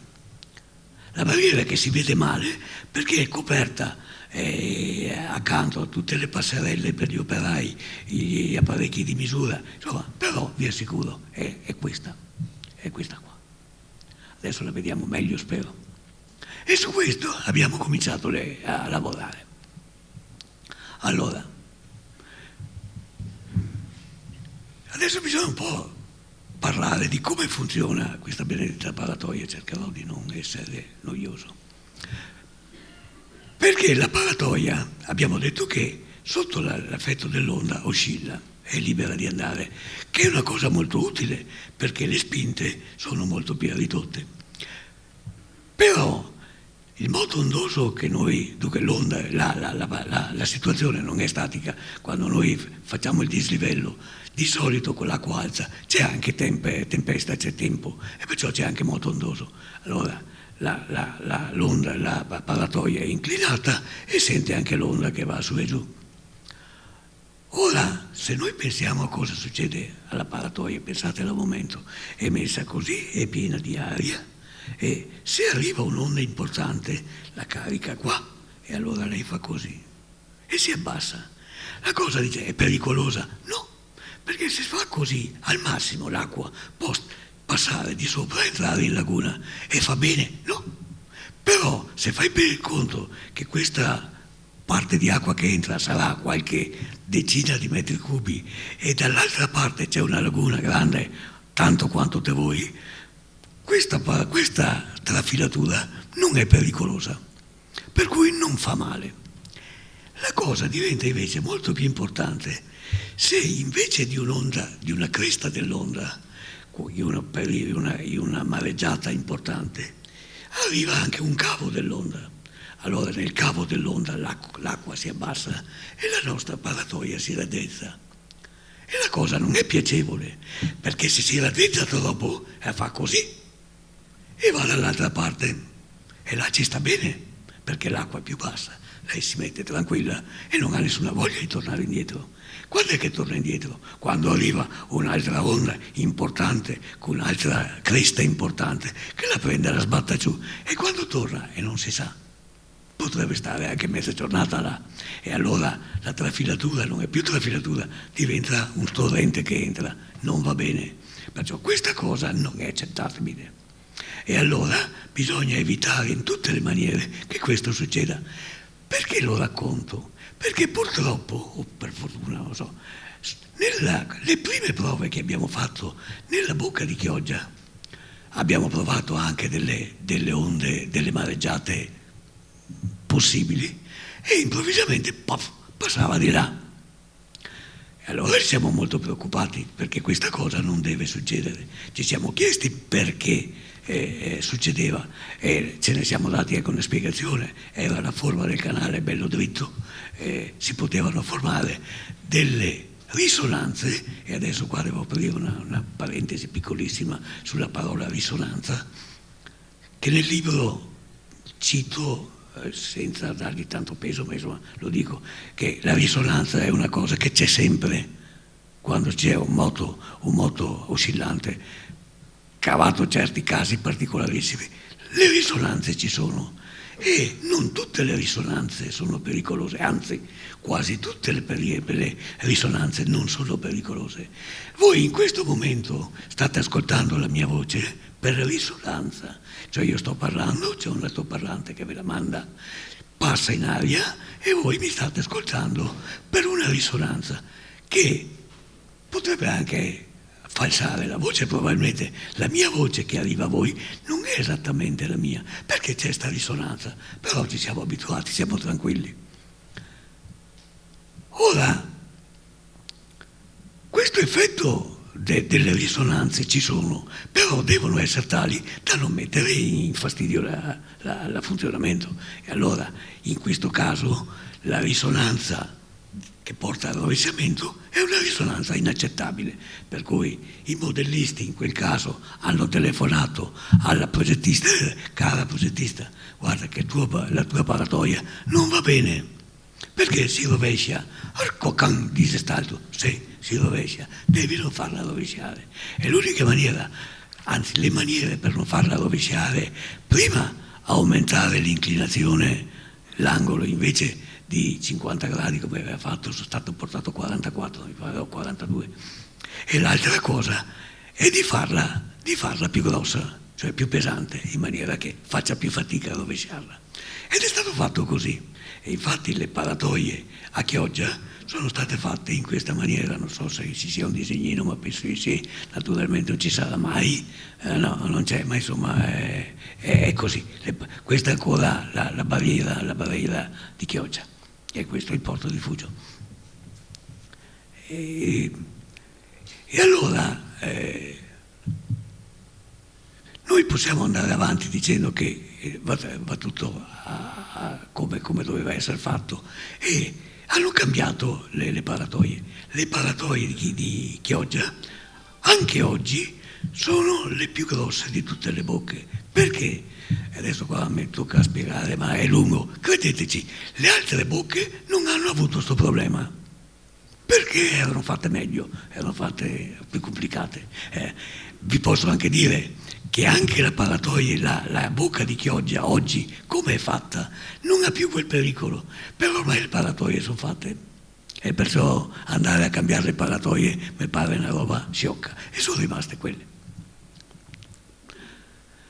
Gli studi sono andati avanti, siamo andati avanti il progetto, e dopo qualche anno che stiamo lavorando su Chioggia, ormai lo stiamo finendo, il Consorzio Venezia Nuova fa un'amicizia con una persona molto interessante, molto importante, che si chiama il professor Chiammei, che è un cinese, è un cino-americano, cioè credo che sia nato anche negli Stati Uniti, perché il papà è scappato ai tempi di Chiang Kai-shek e è emigrato negli Stati Uniti. Persona molto valida, bravissimo a fare calcoli con le sinusoidi, è un grande matematico applicato, molto bravo, insomma, non c'è niente da dire. Era un santone, era professore, fu il professor all'MIT, all'Università del Massachusetts a Boston. Era bravo. E lui è entrato in contatto con noi, e quando abbiamo parlato, ci ha insegnato i suoi studi, cosa aveva fatto, è saltato fuori che lui aveva studiato approfonditamente il moto ondoso, la propagazione del moto ondoso dall'oceano, dal mare, verso la costa, e si era accorto che se la costa non era perfettamente rettilinea, ma c'erano dei promontori, c'erano delle robe del genere, la povera onda non poteva andare dritta, si deformava, e allora l'onda non era più unidirezionale, ma diventava bidirezionale, cioè accanto a una velocità dell'onda, della particella così, c'era anche una particella per così, cioè il moto diventava bidimensionale. E allora, andando a studiare, si è accorto che c'era una soluzione matematica per questo tipo di problema, e lo ha integrato, e si è accorto che non era una oscillazione, era una roba di questo tipo, asintotica, e che le onde a una certa distanza da dove l'onda trasversale che si formava, a una certa distanza spariva, perché si allargava talmente che la sua energia si annullava. Allora lui ha chiamato queste onde come delle trapped waves, delle onde intrappolate. È partito dall'idea che forse le nostre onde erano onde intrappolate, cioè quelle oscillazioni che vedevamo bimodali erano dovute a delle trapped waves che si formavano là dentro. E allora abbiamo chiarito tutto, e a quel momento ci siamo messi l'anima in pace, e abbiamo capito che eravamo nel giusto, e siamo andati avanti nei discorsi. Però il buon May ha piantato un'altra carota. Non era un modellista, era un teorico, e quando credo fosse la prima volta che si parlava di modelli con lui era un po' ostico, non gli piaceva tante robe, e quando io ho detto effetto scala mi ha guardato come avessi detto una bestemmia, scale effects, cos'è? Adesso ti spiego. E allora gliel'ho spiegato, e ho dovuto spiegargli che nella teoria della similitudine, quando si fanno i modelli, ci sono delle regole che ti dicono i rapporti che devono esserci tra reale e modello per le singole forze. Allora, può essere che facendo una certa scala si riesca a ottenere che metto in similitudine certe forze, ma certe altre forze non riesco a metterle in similitudine. Vi faccio un esempio: la viscosità del fluido, tranne che in certi casi, quando la viscosità è pienamente sviluppata, ma insomma la viscosità va via con un certo coefficiente, con un certo esponente, che non va bene per le altre esponenti, cioè la viscosità non viene riprodotta, ma per esempio non viene riprodotta neanche la tensione superficiale. Per cui nel modello, in cui le curvature sono più elevate, perché la bolla è più piccola e il raggio è più piccolo, non siamo in similitudine perfetta. Allora uno dice, allora è tutto sbagliato. No, c'è un errore. Se questo è piccolo e cose, noi andiamo avanti, sappiamo che stiamo camminando sulle uova, ma sulle uova bisogna andare avanti attenti, ed è quello che si fa. Però questo discorso pragmatico al MEI non gli è dato mica giù, E diceva, ma siete sicuri, avete visto, avete fatto? Allora io gli dicevo, guarda, Mise, più di 10 anni che da quando sono laureato che lavoro sui modelli, la scala di 1 a 60 va bene, ma no, ma sì, ma certo, insomma, e hanno fatto tanto che un bel momento si è fatta una riunione con i progettisti, tutti quali naturalmente i progettisti, a sentire che c'era qualche dubbio da parte di me, si sono scaldati, per cui un bel momento io mi sono ritirato e ho detto, ragazzi, allora facciamo una roba molto semplice, facciamo delle prove in scale diverse, cioè partiamo con il modello in scala 1 a 60, poi facciamo un modello in scala 1 a 30, poi facciamo un modello in scala 1 a 10, ripetiamo le stesse prove, guardiamo cosa salta fuori. Se i 3 risultati sono d'accordo, viva il Dio, e non nomino mai il nome di Dio in vano, ma questa volta mi svegno, viva il Dio, ti ho risposto, e lui ha detto, va bene, facciamo e vediamo. E l'abbiamo fatto, vediamo cosa, questo è la scala 1 a 60, e queste sono le paratoie che abbiamo fatto. Questa è la paratoia in scala 1 a 60 della Bocca di Lido, questa è la paratoia in scala 1 a 30 del Bocca di Lido. Uno dice, ma sei sicuro? Non ho elementi, no, sono passati tanti anni, questa è la fotografia che ho. Però mi consolo con questo. Questa qui è l'ingegner Nadalini, che non so se sia presente, ma credo che mi ascolterà per remoto. Fabio, guarda che bello che ti sei. E si mostra che Nadalini non è un anerottolo, è un persona normale, credo. Insomma, quella paratoia è alta più di 2 metri. E quella era la paratoia in scala 1 a 10. Siamo arrivati quasi alla fine. Qui vediamo qualche fotografia, questo è il modello 1 a 30, questo è il modello 1 a 10. Naturalmente il modello 1 a 30 e il modello 1 a 60 hanno riprodotto tutta la schiera, le 20 paratoie. Il modello 1 a 10 non si poteva, perché veniva fuori che dovevo fare una roba larga 40 metri, e insomma era quasi l'originale. Allora anche May si è convinto, abbiamo fatto 6 paratoie, abbiamo fatto una roba più piccola e l'abbiamo messa in una vasca. In realtà le paratoie non sono 6, sono 5 più 2 mezzi. E quella paratoia che avete visto prima con Nadalini non è tutta la paratoia, è metà, ma insomma adesso qualche libertà al modellista lasciategliela fare, insomma, va ben così. Questo è una fotografia di una prova sul modello in scala 1 a 10. Vedete cosa succede? Lui si è messo già a fare le sue oscillazioni. Quando abbiamo fatto tutte le prove, ne abbiamo fatto un mastello di prove, abbiamo dovuto fare il confronto e abbiamo fatto tutti i confronti possibili e immaginabili, che non è agevole da mostrare. Adesso ve ne mostro uno che secondo me è il più semplice da capire, e allora voi capirete che ho fatto bene a non mostrarvi le altre, perché sennò ci perdevamo in discorsi. Che cos'è? Cosa rappresenta questo grafico doppio? Noi abbiamo la nostra schiera che si muove, della schiera che si muove, prendiamo nota della posizione istantanea di massima elongazione e di minima elongazione. Per cui vuol dire che la paratoia in quel caso è oscillato da qua a qua, da qua, quell'altra vicina da qua a qua, quell'altra vicina da qua a qua. In realtà non è proprio così. Queste sono le oscillazioni massime delle paratoie che possono essere avvenute in condizioni temporali diverse, ma adesso non voglio annoiarvi con queste storie.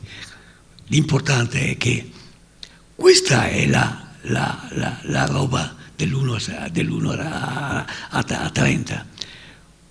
Queste nere, queste qui è l'1 a 10, che sono più piccole, adesso sono meno, perché sono meno paratoie, e poi ce ne sono di nere che non si vedono, che sono praticamente sovrapposte.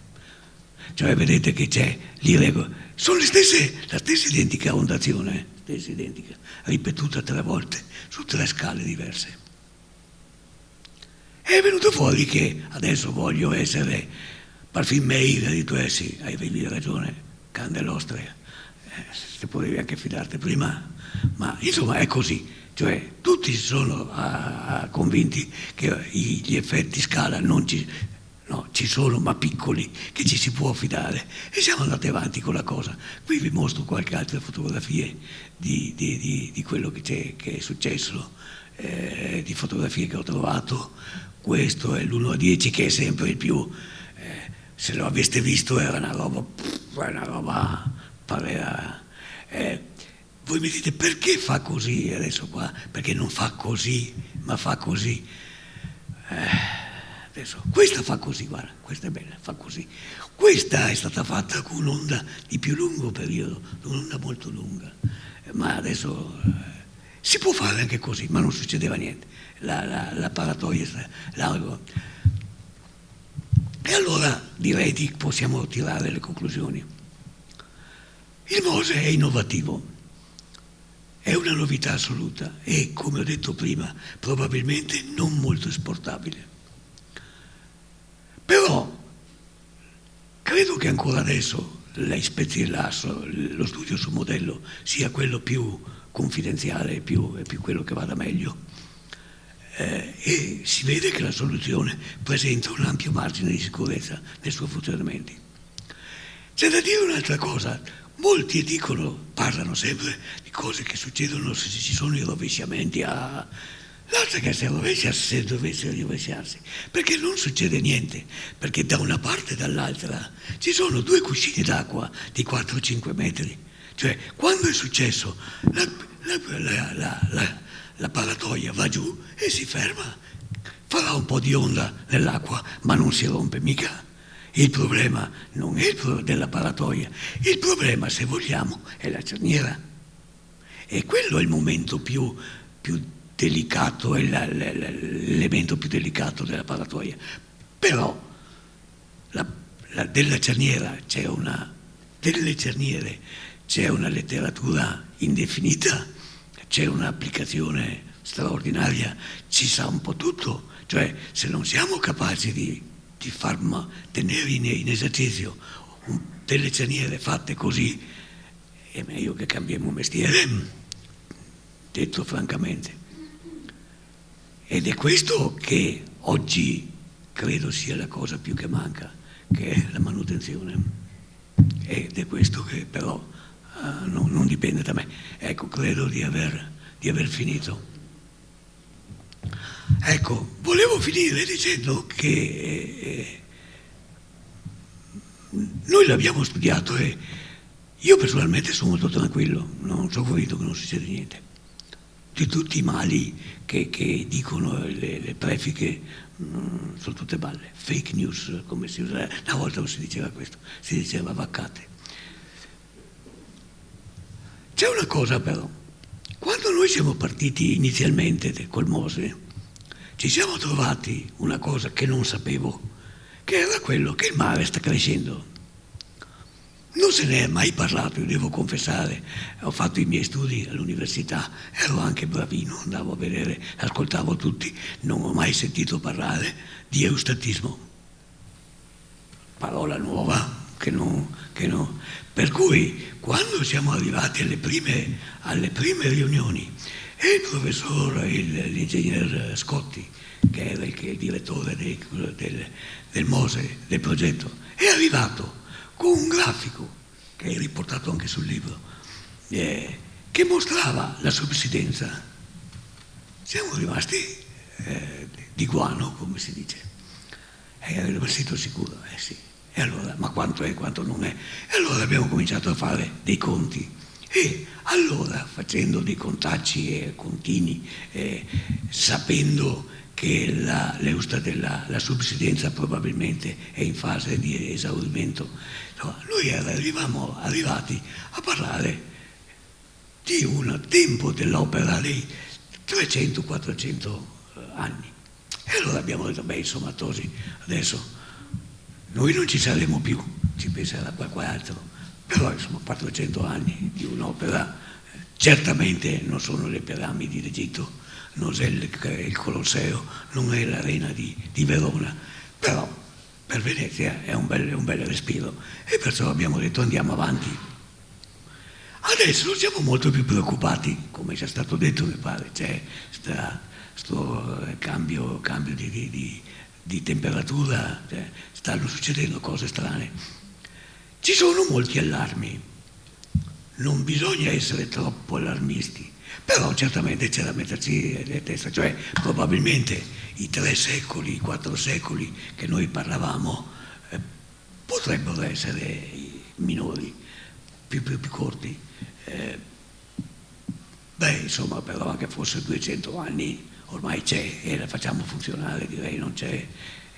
C'è da dire anche che probabilmente nel funzionamento i bravi ragazzi che la fanno funzionare impareranno certe cose. So che c'è Conia qua che mi guarda, ma non dico niente di roba tua, non aver paura. Ma insomma ci sono delle possibilità di metterci qualche mano dentro, qualche idea ce l'ho anch'io, ma non ve la dico perché tanto sono vecchio e non importa. Per cui penso che c'è del tempo davanti. Ciò nonostante non c'è dubbio. Fra poco il MOSE viene messo in cantina. E allora sono guai seri. C'è un libretto che non so se avete visto, Viaggio nel... come si chiama? No.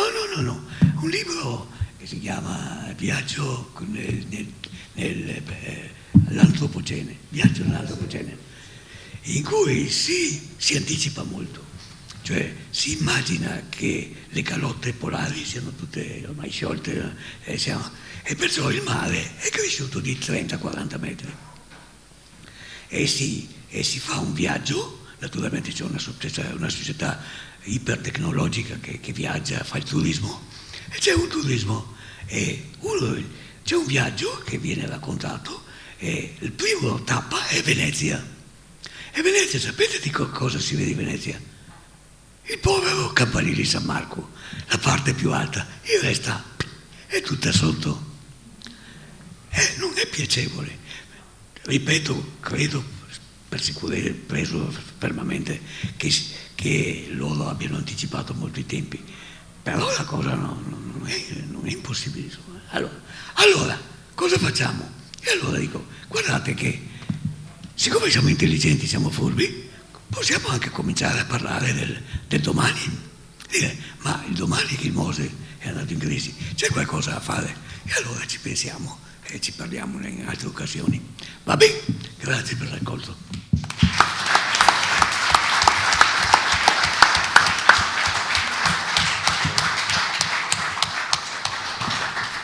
Non chiedetemi il bis, per favore. Non chiedetemi il bis. Chi è che tocca? Adesso vediamo. Provo a vedere se... Allora, segue adesso l'intervento dell'ingegner Maurizio Pozzato. Meglio L'ingegner Maurizio Pozzato si è laureato in ingegneria civile idraulica nel 1974 presso la Facoltà di Ingegneria dell'Università degli Studi di Padova. Ha poi conseguito nel 1980 il diploma di perfezionamento post laurea in idraulica sperimentale presso la stessa facoltà. Ha prestato servizio dall'aprile 78 al settembre 2013 presso il Ministero delle Infrastrutture e dei Trasporti, magistrato alle acque di Venezia.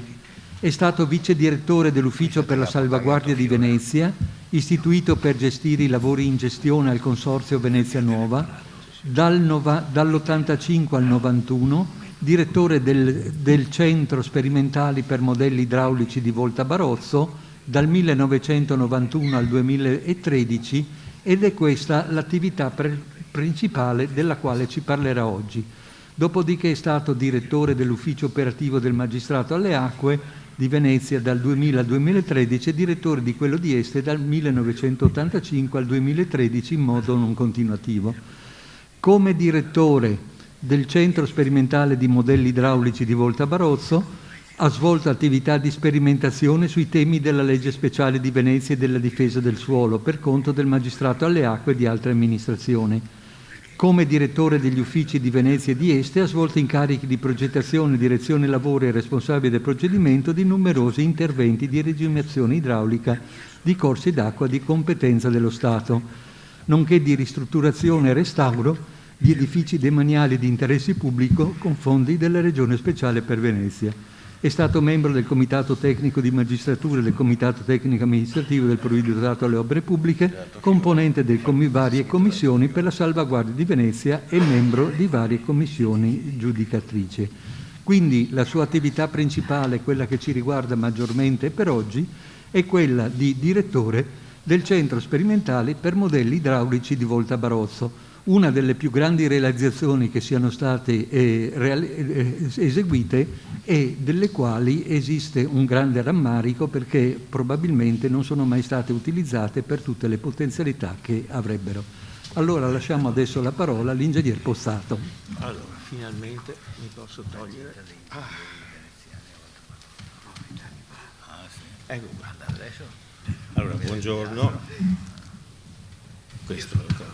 Buongiorno a tutti, anzi buonasera a tutti. Un saluto anch'io a tutti i partecipanti presenti e anche quelli collegati. Sì. E un ringraziamento anche da parte mia all'Ateneo Veneto che ci ospita. Mi viene da dire che l'ultima volta che siamo venuti qua con temi che ci riguardavano era esattamente 2 anni fa e non sapevamo cosa ci stava aspettando. Voglio sperare che questa riunione di oggi sia di buon augurio per il nostro futuro. Lo auguriamo a tutti. Dunque, oggi siamo qui per la presentazione di questo libro di Attilio Adami.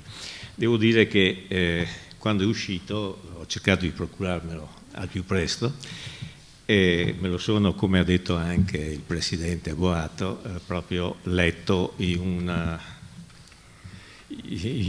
un attimo, veramente, in modo molto veloce, perché mi è piaciuto molto, anzi ho già fatto i complimenti al professor Adami e li faccio anche qua di fronte al pubblico, proprio perché ha scritto questo volume che è un contributo assolutamente importante per la conoscenza di tutte le vicende che hanno condizionato queste attività svolte in questi anni. Parliamo di 30 anni in pratica, per arrivare ai nostri giorni con da una parte il Mose funzionante ancorché in fase sperimentale e dall'altra parte una laguna che rispetto a 30 anni fa è stata in qualche modo molto valorizzata, migliorata, oggetto di opere di manutenzione estese e necessarie dopo tanti anni.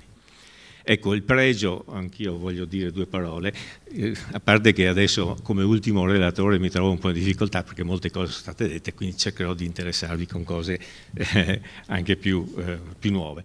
Allora, il pregio di questo volume, a mio parere, è già stato detto, è il linguaggio divulgativo, per cui effettivamente si pone come un testo che riassume le vicende che hanno portato alla situazione attuale in cui ci troviamo, parlo del Mose e parlo della Laguna di Venezia, descritta in modo con un linguaggio molto divulgativo, quindi molto leggibile.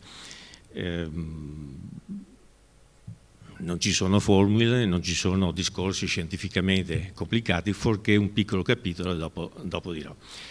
A me, quando è stato proposto di fare questo incontro, mi è piaciuta molto l'idea di affiancare il professor Adami per presentare il suo libro con Hermes Redi e me, proprio perché in un certo senso rappresentiamo tre soggetti che hanno vissuto la salvaguardia di Venezia da tre punti di vista diversi, quindi abbiamo l'aspetto scientifico, l'aspetto del concessionario e l'aspetto, diciamo, da parte mia, l'aspetto anch'io a suo tempo come rappresentante dello Stato concedente e controllore.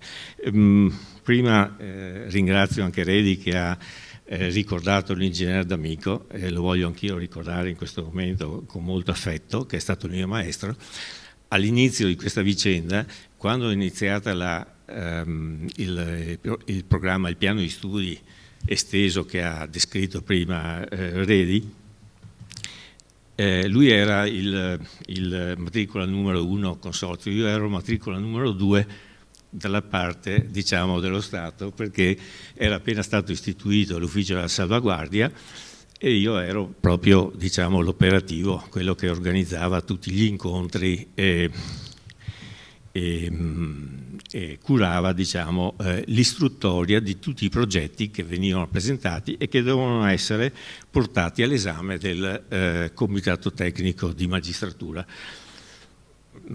Ricordo che il Comitato Tecnico è anche equivalente a sezione del Consiglio Superiore dei Lavori Pubblici. Quindi c'era, da parte nostra, c'era stata anche la nomina di tutta una serie di esperti su tutte le varie discipline, anche perché in effetti la materia si era allargata e c'erano studi di vario tipo e quindi sono stati nominati molti esperti anche da parte dello Stato. Ricordo che noi facevamo gli incontri per andare in comitato con gli oggetti da portare e abbiamo inventato in quel periodo anche il pre-comitato, cioè una riunione precedente che doveva iniziare l'istruttoria da portare dei progetti. Devo dire che è stato un lavoro piuttosto impegnativo perché ci trovavamo a fare delle riunioni con anche 20 persone, quindi da mettere d'accordo e discutere per andare al comitato. È anche vero, scusate, è anche vero che il voto del Consiglio Superiore dei Lavori Pubblici dell'82 che aveva licenziato il progettone, me lo sono andato a guardare, è un maloppone molto esteso e comunque firmato da 36 componenti esperti. Quindi vuol dire, per cui quando il professore nella sua, c'è un passaggio nel libro che dice le carte che riguardano il Mose e la salvaguardia di Laguna sono passate per le mani di 100 persone, almeno 100 persone. Io direi che il numero è azzeccato, forse più per difetto che per eccesso, nel senso che ho vissuto anch'io questa prima inizio di questa avventura. Dunque è già stato detto che l'avvio del piano generale dei studi è iniziato in quegli anni e contemporaneamente è stata avviata anche la redazione del progetto preliminare di massima, quello noto con l'acronimo REA, e in quel momento sono stati tenuti stretti rapporti con i principali laboratori di idraulica europei proprio per confrontare le esperienze e i percorsi di progettazione delle opere che loro avevano già mandato avanti, che erano già più avanti. Ecco, in questa fase è venuto fuori il discorso della necessità di sviluppare la progettazione mediante l'utilizzo dei modelli idraulici. Tra l'altro, sia da questo confronto, ma era una condizione che era indicata anche dal voto del Consiglio Superiore dei Lavori Pubblici, che diceva: noi abbiamo avuto, cioè noi, i progettisti avevano avuto 1 anno di tempo per formulare il progetto di massima, e raccomandavano che comunque certi temi dovessero essere approfonditi, soprattutto con l'uso di modelli fisici. Dobbiamo fare un passo indietro, sarà un po' più difficile, ma all'epoca in effetti avevamo solo i modelli fisici, i modelli numerici erano ancora agli albori, soprattutto perché la capacità di calcolo in quel momento era limitata. La convenzione che poi è stata fatta con la convenzione quadro che regolava i rapporti tra magistrato e consorzio previde quindi, siamo nel 90 o 91, prevede di utilizzare di norma il centro sperimentale per le sperimentazioni necessarie alla progettazione delle opere di salvaguardia, e quindi prevede anche il potenziamento delle infrastrutture e delle attrezzature del centro. A questo punto voglio aprire una piccola parentesi e fare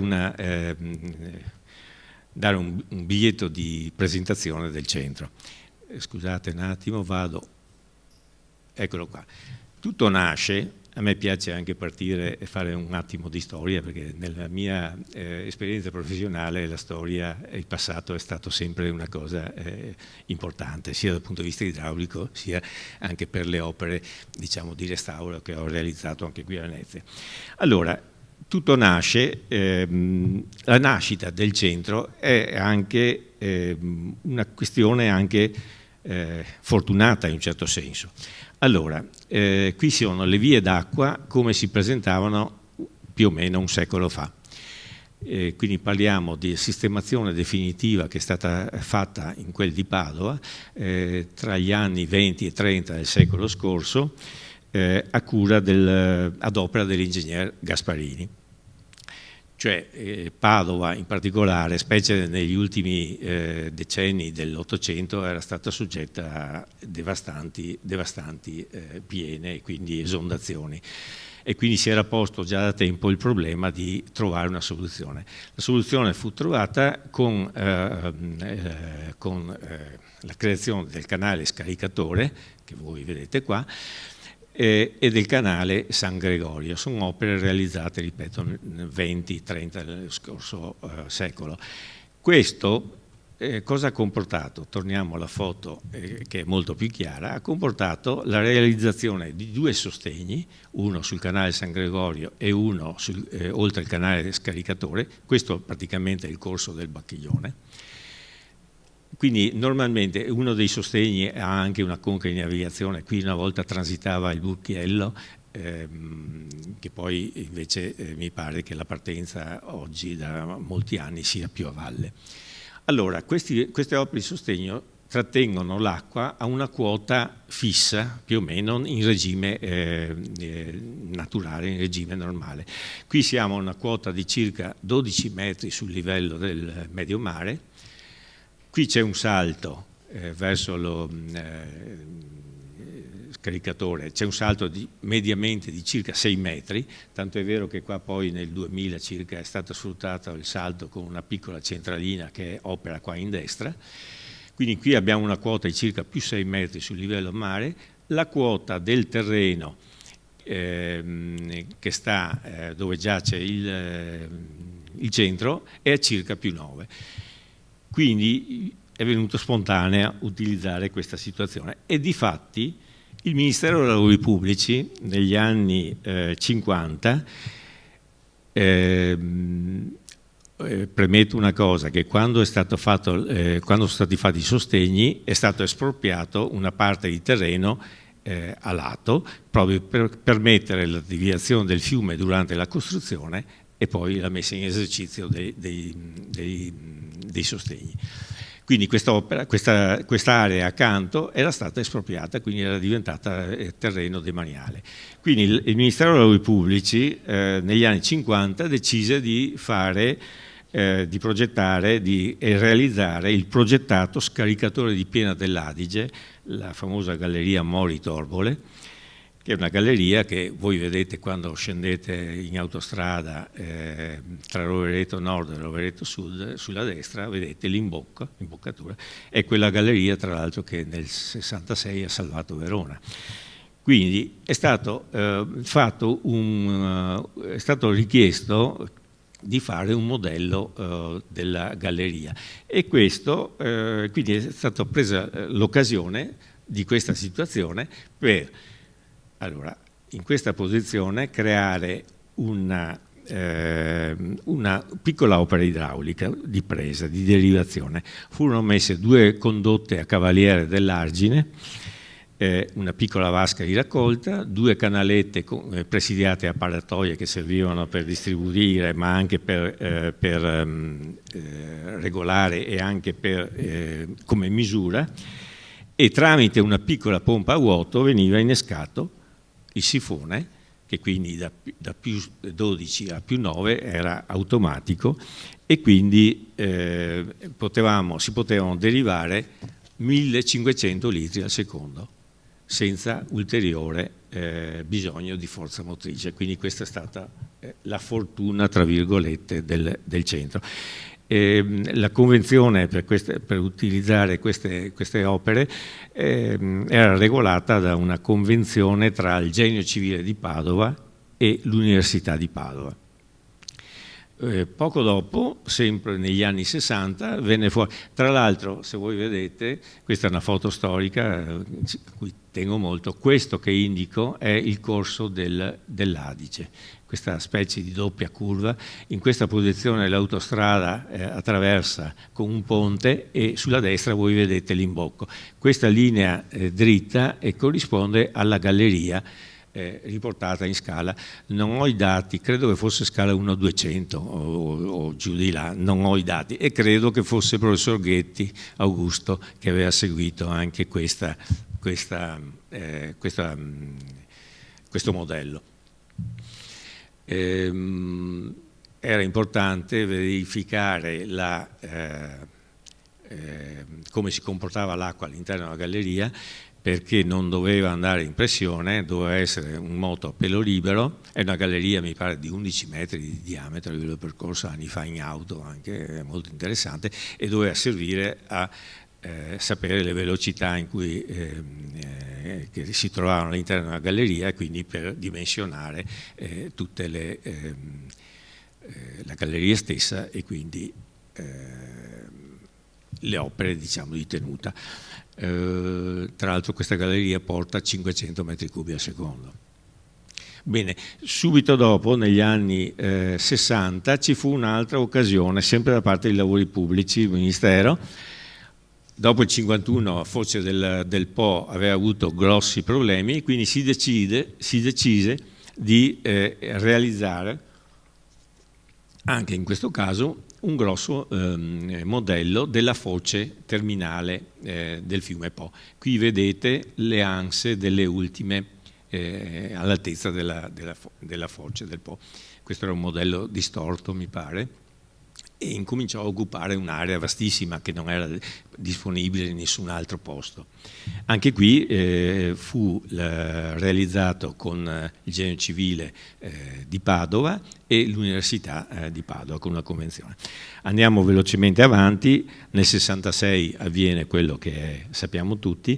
Nel 69, 3 anni dopo, uno dei provvedimenti è stata la legge 1013 che istituisce proprio l'attività sperimentale, l'attività istituzionale del centro, che dopo passa con la prima legge speciale 171-73, passa a dipendenza del magistrato alle acque. Prima anche non vedo i numeri qua, bene, ecco, prima anche il professor Adami ha ricordato quello che si fece in quel periodo, e quindi fu realizzato un primo modello della bocca di Lido, Poi negli anni 70 fu realizzato il modello generale della laguna di Venezia. Tra l'altro è bello vedere queste foto perché allora qua nel modello della Bocca di Lido è rappresentato, questo che vi sto indicando, l'opera fissa che era stata prevista dal progettone dell'81, quindi sono state fatte delle prove anche in questo senso, mentre il modello generale Laguna è stato realizzato, credo che sia stato, anch'io devo averlo visto sicuramente quando ero studente con il professor Adami, e è stato un punto di riferimento per tutti gli studenti di ingegneria idraulica, una volta si chiamava idraulica, adesso si chiama ambientale, e quindi ogni anno c'è anche questo appuntamento. Ed è, io lo chiamo ormai, mi viene da dire, è archeologia se vogliamo, però diciamo c'è ancora. Ecco, vedi che non voglio dimenticare niente, quindi fino al 90 il centro sperimentale è stato rivolto, l'attività del centro sperimentale è stato rivolto alla difesa del suolo, soprattutto con la realizzazione di tantissimi modelli di opere idrauliche fluviali di competenza o del magistrato alle acque o del magistrato per il Po. Quindi giocavamo in casa, come mi pare è stato detto prima. Ecco, non posso nascondere l'occasione, il privilegio che io ho avuto quando sono stato trasferito al centro all'inizio degli anni 90 con l'input di ingrandire, di valorizzare il centro, e quindi avevamo avuto ovviamente finanziamenti adeguati e c'era stata giustamente la volontà politica, anche la decisione politica di utilizzare e incrementare il centro. Io ho avuto l'opportunità di vivere quegli anni in cui il centro è cresciuto, e da qua si vede la differenza tra le due date. Il 2007 corrisponde in particolare al momento top del centro, e qua si possono cogliere le modifiche che sono avvenute. Se noi guardiamo, questa è la planimetria generale, e qua vediamo tutte le attrezzature che sono state fatte. Tra l'altro, tra le varie cose abbiamo dovuto fare io potrei raccontare tantissimi aneddoti, però non preoccupatevi, non ve li citerò. Abbiamo dovuto rifare tutti gli impianti elettrici, perché immaginatevi cosa era prima e cosa era in prospettiva. Qui c'era una cabina, in questa posizione, un'unica cabina Enel, abbiamo dovuto crearne altre due nella zona sud del capannone e una vicino al capannone dei modelli marittimi, con tutta, mettendo anche ovviamente un cavo elettrico di collegamento in media tensione che attraversava tutto il centro. Abbiamo dovuto fare tutta la revisione e la manutenzione anche delle opere, delle reti idrauliche, perché in prospettiva si doveva avere la possibilità, i famosi 1500 litri al secondo derivabili, di poterli utilizzare anche nelle zone più remote. Questa è la planimetria del centro, sono 11 ettari di terreno come dato. Poi venne fatta la modifica del modello di Lido, che prima era a fondo mobile, quindi con una gestione assolutamente molto complicata, e fu realizzato a modello a fondo fisso. E poi è stato fatto il modello della bocca di Malamocco 1,60, Malamocco 1,80, vedete che a Malamocco 1,80 c'è molto più spazio per il mare per poter poi fare le simulazioni con le onde, e il modello di Chioggia. Tra le altre cose, in questa zona qua noi abbiamo realizzato anche, dunque il capannone del modello generale sono 16.000 metri quadri, questa è la laguna, si intravede, questa parte del capannone più basso è la vasca di accumulo dell'acqua che serve per far funzionare, che sono 4.000 metri cubi. All'interno sopra questa vasca abbiamo anche realizzato un laboratorio di idraulica tipico da 1.000 metri quadri. Ecco, vabbè, quindi praticamente voi vedete qua una vista del modello generale della laguna che ha la particolarità di essere distorto, per cui vedete la differenza delle altezze rispetto alla planimetria. questo è il canale che prima ho dimenticato di nominare, il canale che è questo qua, bidimensionale per prove in moto ondoso, che è stato realizzato come, eccolo qua, anche lui dotato ovviamente del generatore in moto ondoso in testa, e poi è stata fatta la copertura della preesistente vasca per modelli marittimi, quindi è stata realizzata la copertura con tutti i caroponte e tutte le attrezzature necessarie. Questi che vedete alla fine sono i generatori di moto ondoso. Noi avevamo acquistato all'inizio dell'avventura 2, mi pare di ricordare, generatori di moto ondoso al Danish Hydraulic Institute, e poi altri 4, perché infine la dotazione era di 6 generatori, li abbiamo fatti costruire in casa. Questa è l'area attrezzata di cui vi ho parlato, dove abbiamo concentrato, con tutte le sicurezze del caso, perché la sicurezza nei posti di lavoro forse all'epoca era meno di moda, però l'abbiamo assolutamente perseguita. Allora, bisogna dire che qua noi abbiamo avuto un periodo di lavoro assolutamente irripetibile e intenso, con tutto il personale, anche il personale della società consorziata che è stata costituita per la gestione di tutti i modelli. Qui abbiamo avuto, infatti lo ricordava anche prima il professor Adami, uno stuolo di giovani ingegneri che si sono cimentati all'interno a lavorare. E quindi il lavoro è stato portato avanti su tutti i temi già ricordati precedentemente della salvaguardia della laguna di Venezia, cioè sia la difesa delle acque alte, ma anche la difesa dalle mareggiate, la difesa, la tutela ambientale e morfologica, tutti i temi. Ma questo non ha impedito di fare anche continuare quello che era quello che facevamo anche prima, cioè altri modelli anche per conto, in questo caso anche di altre amministrazioni. Qui ho una piccola sequenza, lo faccio perché penso che faccia piacere a chi sta, sì, a chi mi sta accanto, perché conosce anche lui benissimo. Facevo in rapida successione per far vedere un po' l'attività. Velocissima, questi sono anzi modelli storici, qui c'è il modello e qui c'è l'opera realizzata. Questa è una traversa sul fiume Panaro, modello e opera realizzata e così via. Questo invece più recente è lo sbocco a mare di Catanzaro, quindi un porto che è stato realizzato, e qui si vede che abbiamo avuto i contatti, in questo caso era l'autorità marittima, mi pare, di Reggio Calabria. Poi abbiamo, ecco qui, una vasca di espansione sul torrente Cavaliere in Molise. Qui avevamo contatti con un consorzio di bonifica del Molise. Qui siamo nella fase di, io ho curato tra l'altro il passaggio delle competenze dallo Stato alla Regione, quindi qua sono opere che poi sono transitate nella competenza della Regione, quindi questo è un modello che è stato fatto sulla traversa di Trissino.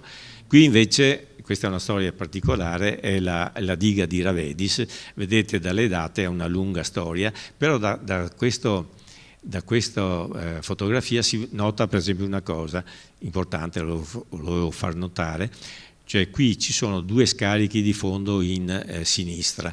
Il primo era quello progettato, e questo che è in funzione in questa prova è quello poi definitivo, cioè il primo progettato creava dei problemi a valle, per cui è stato necessario prolungare la galleria e eseguire. Questa è una diciamo, decisione, una cosa che è venuta fuori proprio dalla modellazione. Questo è lo scolmatore del Cavrato, la fotografia non rende, ma è un'altra questione che abbiamo avuto, di cui abbiamo discusso, e siamo qua dagli anni già passati alla competenza della Regione, ma comunque qua abbiamo fatto questa attività insieme con l'autorità di bacino dell'Alto Adriatico. Un'altra cosa, questo è il porto di Gioia Tauro. Abbiamo fatto prima un modello in canaletta per vedere la stabilità della mantellata di difesa, se saltiamo un attimo, e questo modello che è stato fatto all'esterno di tutto il porto. Velocemente, questo è un modello molto interessante che abbiamo fatto per studiare quello che avviene intorno alla pila del ponte. Questo è il ponte dell'alta velocità vicino a Piacenza. Tra l'altro questo è stata una ricerca molto particolare, perché noi abbiamo verificato le portate di piena del Po, tra l'altro torbide, quindi avevamo inventato un macchinario che rendeva l'acqua anche torbida per tener conto appunto della torbidità delle piene. Sono tutti, diciamo, posso dire, trucchi del mestiere di cui prima vi ha fatto cenno anche il professor Adami. Qui va bene, questa era autorità portuale di Napoli, e qua sono le ultime due, sono due dighe che sono dighe centenarie di cui abbiamo fatto, dunque sono nel Piemonte, diga di Valle e Ceppo Morelli, che sono state ripristinate, è stato chiesto di fare delle verifiche di funzionamento. Ma veniamo invece, questa è l'ultima, e cioè abbiamo fatto anche un modello per la progettazione del terminal che c'è a Fusina, traghetti, e qui abbiamo ipotizzato per studiare il moto ondoso che viene trasferito al terminal al passaggio di un natante, il massimo natante che può transitare nel canale San Leonardo Porto Marghera. Bene, veniamo invece a quello che è la cosa che ci riguarda, cioè tutto quello che è stato fatto per quanto riguarda le opere, il Mose, diamo il suo nome.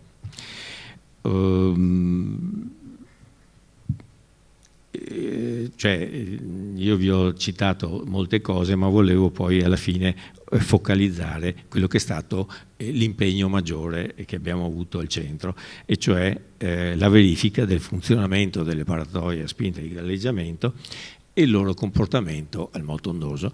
Mi pare che il professore Adami prima ci ha deliziato con la sua esposizione. Io vengo a fare a dare alcune indicazioni, vi presento alcune foto che prima anche sono già state in parte presentate, e poi volevo fare alcune considerazioni personali. Allora, velocemente, questa è una foto anche simpatica perché l'abbiamo fatto dopo una nevicata. Questo è il modello della bocca di Malamocco 1,60. Questo l'avevamo già visto prima, bocca di Malamocco preparata per le prove. Qui vedete lo stesso, la zona della conca di navigazione. Questo è il modello della bocca di Malamocco, però in scala 1,80, quella che è stato realizzato per avere a disposizione un'ampia zona di mare per poter fare poi tutte le simulazioni con le due direzioni principali del moto ondoso, la Bora e lo Scirocco. Ecco, questa è un'altra, forse un po' più chiara. Questa è la bocca di Malamocco con le paratoie. Qua si vedono tutte le attrezzature, che mi ricordo che quando venivano le persone a vedere anche le cose, ma c'è una carrucola, ma voi tirate sulle paratoie col filino, no? Erano battute che venivano fuori a vario livello. Dunque era per dire che ogni paratoia era monitorata, quindi aveva questo filino collegato con una carrucola, e tutto il segnale veniva trasmesso al computer che gestiva la cosa, per cui avevamo la gestione e la posizione delle paratoie istante per istante. In pratica nel nostro ufficetto, che poi era un ufficio, un container, avevamo il computer, vedevamo quello che se avete avuto la bontà di vedere le ultime prove che sono state fatte sul Mose reale, cioè la cabina di comando con la posizione di ogni paratoia istante per istante. Nel nostro piccolo avevamo anche in laboratorio tutti questi dati. Poi questa è la bocca di Lido. Qui c'è, ecco, il bocca di Lido sono due schiere di paratoie, quella di San Nicolò e quella di Treporti, e qui vedete gli operatori che preparano per la prova. Ci sono tutte le attrezzature proprio per avere il monitoraggio durante la prova. Questa è la bocca di Chioggia 1,60. Prima è stato ricordato, c'ero anch'io quella volta quando vennero fuori le prime sorprese sulla bocca di Chioggia, no? Questo è un aneddoto poi che mi viene in mente, perché quando venne scoperto attraverso il modello di Chioggia, che era stato giustamente individuato come il modello più critico per la posizione, sia per la situazione geometrica della bocca, ma anche per l'esposizione, e l'abbiamo verificato. In effetti abbiamo avuto dei casi di ribaltamento. L'aneddoto è questo: appena è successo qualcosa di anomalo che non ci si aspettava, si è cercato il colpevole, no? Ma è colpa del modello o è colpa del progettista? Insomma, si è innescata ovviamente una discussione in questi termini. Però è vero quello che ha detto il professor Adami prima. Di fatto, se voi guardate le dimensioni delle paratoie, in effetti la paratoia di Chioggia, che non è sul fondale più profondo, che non è la più grande, è quella più spessa, infatti è spessa 5 metri, mentre le altre sono 4,50, 4, 3,60, proprio perché è un dato che è venuto fuori da quelle prime prove. Bene, questo è sempre il modello della bocca di Chioggia, scala 1,60, preparata per... Qui vedete è in corso una prova con simulazione del moto ondoso. E qui vengo alla fine, sono le ultime due foto. Questo è il modello in scala 1:30, mentre questo è il modello in scala 1:10. Ecco, su questo io volevo spendere due parole, esperienza personale. Diciamo che, facendo riferimento al libro del professor Adami, che ho detto è molto leggibile, molto bello, insomma a me poi è piaciuto perché mi sono ritrovato all'interno di quello che viene raccontato. C'è un capitolo in effetti che è arduo da leggere, mentre tutto il libro è, diciamo, leggibile, gradevole. Il capitolo che riguarda la risonanza, insomma, se lo leggete è impegnativo. Ma perché impegnativo? Dopo il professore prima mi pare che abbia abbastanza chiaramente spiegato. È impegnativo perché il problema è stato molto molto impegnativo, quindi è impegnato anni e anni di lavoro. Il fenomeno effettivamente è stato, come abbiamo sentito, lungamente studiato in via teorica, e poi l'abbiamo sperimentato noi in tutte le salse, vorrei dire. Due considerazioni. Allora, io devo dire, prima ha accennato in qualche modo anche il professore, però io ricordo in modo indelebile quando abbiamo fatto la prima prova, cioè realizzato il modello. È chiaro che il modello deve essere progettato, quindi esiste tutta una progettazione, e anche tutto questo lavoro è stato motivo di presentazione dei progetti al comitato e quant'altro, approvazione, eccetera. Quindi il progetto viene progettato, il modello viene progettato perché deve rispondere a tutta una serie di indicazioni per poter funzionare. Ci sono tantissimi problemi, ma a parte questo, io salto a pie pari. Diciamo che ricordo benissimo quando abbiamo allagato per la prima volta la vasca col modello 1:10. Devo dire, io ricordo la soddisfazione, ma se devo essere sincero, l'emozione, perché un modello di questo tipo, le dimensioni le abbiamo viste anche prima, un modello di questo tipo sembrava di vedere la realtà. Io onestamente lo ricordo in questo senso. È una sensazione proprio incredibile di realtà. E questo è a dimostrazione che il modello fisico, io direi, quando poi è ben costruito a rappresentare il fenomeno che si deve indagare, oltre a fornire tutti i valori numerici, quindi tutte le registrazioni, quello che si assume attraverso il computer, è in grado di dare anche valori qualitativi, praticamente sensazioni di carattere visivo che nessun modello numerico è in grado di offrire, di procurare. Poi durante le prove che erano state programmate, esisteva tutto un programma, sono state realizzate ogni tipo di onda, cioè noi avendo la possibilità potevamo fare onde reali, onde regolari, voglio dire, irregolari, estreme, cioè l'onda di progetto è anche l'onda estrema su cui abbiamo indagato, oppure le onde misurate. Ricordiamo che a largo del Lido c'è la piattaforma del CNR del 70 che misura il moto ondoso misurato nella realtà poi viene trasferito alle bocche, si modifica, e lo abbiamo fatto sia con modelli numerici ma anche poi attraverso i modelli numerici si sono tarati soprattutto su altri misuratori di ondametri che ci sono in presenza della bocca di Lido, delle varie bocche. Quindi eravamo in grado di produrre qualsiasi tipo di onda. Allora, quando è stato risolto matematicamente da parte del professor Chang Mei il problema, noi ci siamo trovati di fronte a una situazione di questo tipo. Non sono il docente, non sono ingegnere, il professor Adami, cercherò di far capire perché. Perché noi avevamo tutto il programma di prova che si realizzava e poi avevamo in quel periodo una serie innumerevole di enti, di studenti, di università che venivano a vedere quello che facevamo. Quindi avevamo anche un momento di dimostrazione del nostro operato e quindi eravamo in grado di provocare la risonanza, come è stato spiegato prima, la risonanza delle paratoie. Cosa vuol dire?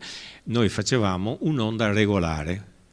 Regolare significa non reale, cioè un'onda perfetta, sinusoidale. Questo matematicamente aveva una soluzione per cui una certa onda che una certa altezza e un certo periodo ben preciso metteva in risonanza le paratoie, ma non solo con una risonanza, ma con più risonanze. Praticamente, se non ricordo male, noi avevamo 6 paratoie, 5 paratoie più 2 mezzi, quindi 6 paratoie. Mi pare che le modalità di risonanza erano le combinazioni e quindi erano numero di paratoie meno 1, se non vado errato, 5 combinazioni possibili, cioè noi avevamo la paratoia con la singola vicina che si spostavano, oppure una paratoia, 2 paratoie, oppure 2 paratoie, 2 paratoie, cioè per ogni modalità c'era un'onda precisa in cui noi potevamo azionare quel tipo di onda e provocare quel tipo. Questo è stato fatto proprio per verificare che non ci fosse l'apertura delle paratoie e mi pare che anche nelle prove che abbiamo fatto, ripeto, con onde reali, onde regolari che non sono reali, e quindi abbiamo fatto questa cosa. Ovviamente il modello era in grado ovviamente di fare anche il dislivello e per di più nel circuito delle pompe che azionavano il circuito c'era la possibilità di, attraverso un misuratore elettromagnetico, di misurare la portata che transitava attraverso i traferri, quindi sono anche questi dati di carattere sperimentale. Quindi dicevo che noi eravamo in grado di fare le onde regolari, poi la stessa onda con quella caratteristica di altezza e di periodo, invece che essere regolare, cioè la rendevamo irregolare, quindi di tipo reale, Come? Attraverso quello che si fa normalmente, gli spettri di energia tipo Jones-Swap, cioè è una curva gaussiana, una campana, che individua quel tipo di onda con quella caratteristica di energia, che però non è unica, non è sempre la stessa, ma è affiancata da tutta una serie di altre onde di caratteristiche vicine. Quella è la più probabile. Quando passavamo dall'onda che innescava la risonanza e passavamo automaticamente all'onda, la stessa onda irregolare, il fenomeno scompariva subito. Quindi questi sono effetti, diciamo, visivi. Tra l'altro questa fotografia porta a occhio, mi sembra, un'onda anche piuttosto estrema, cioè abbastanza. Se voi avete visto prima la fotografia che non mi ricordo, mi pare Attilio ha mostrato, reale, di una chiusura durante una mareggiata, la situazione è simile, però questa è molto peggiore e non si vede che ci siano delle onde particolarmente gravose. Ecco, tenuto conto quindi da queste sensazioni, perché io ne parlo come sensazione di chi ha vissuto tutte queste esperienze, tenuto conto poi che nella realtà il fondale delle bocche non è una canaletta regolare, è irregolare, poi ci sono le diffrazioni, le riflessioni, per cui l'onda che si presenta davanti alla schiera riparatoria è un'onda caotica in qualche modo, per cui mi sento di dire che proprio personalmente mi sono convinto che il fenomeno in realtà, parliamo di risonanza di cui abbiamo parlato fino adesso, in realtà sia statisticamente fortemente improbabile. Ecco, cioè il caos che si crea per i motivi che ho detto è a favore della stabilità, questa è la conclusione.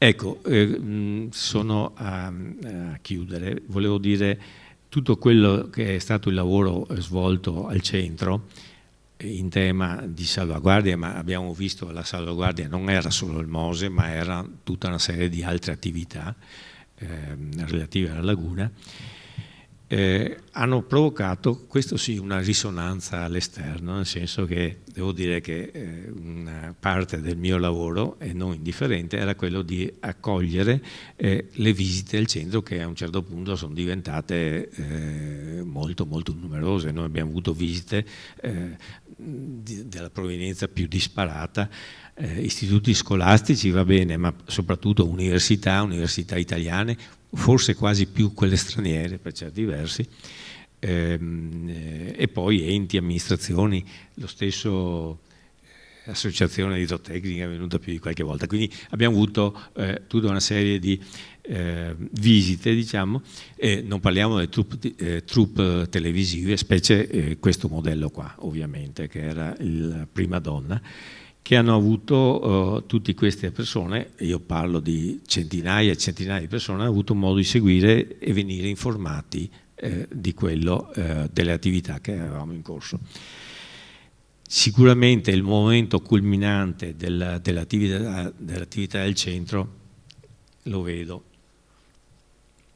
nel convegno nazionale che abbiamo organizzato nel 2007, che era dal titolo Validità di modelli fisici nell'idraulica moderna, che avevamo allestito la sala conferenze all'interno del capannone del modello generale, una cosa, devo dire, di grande impatto, molto suggestivo, proprio a fianco del modello della laguna. E in quel caso parteciparono il professor Montuori di Napoli, Adami di Padova, Armanini di Trento, Petrillo di Bari e Salandini di Padova.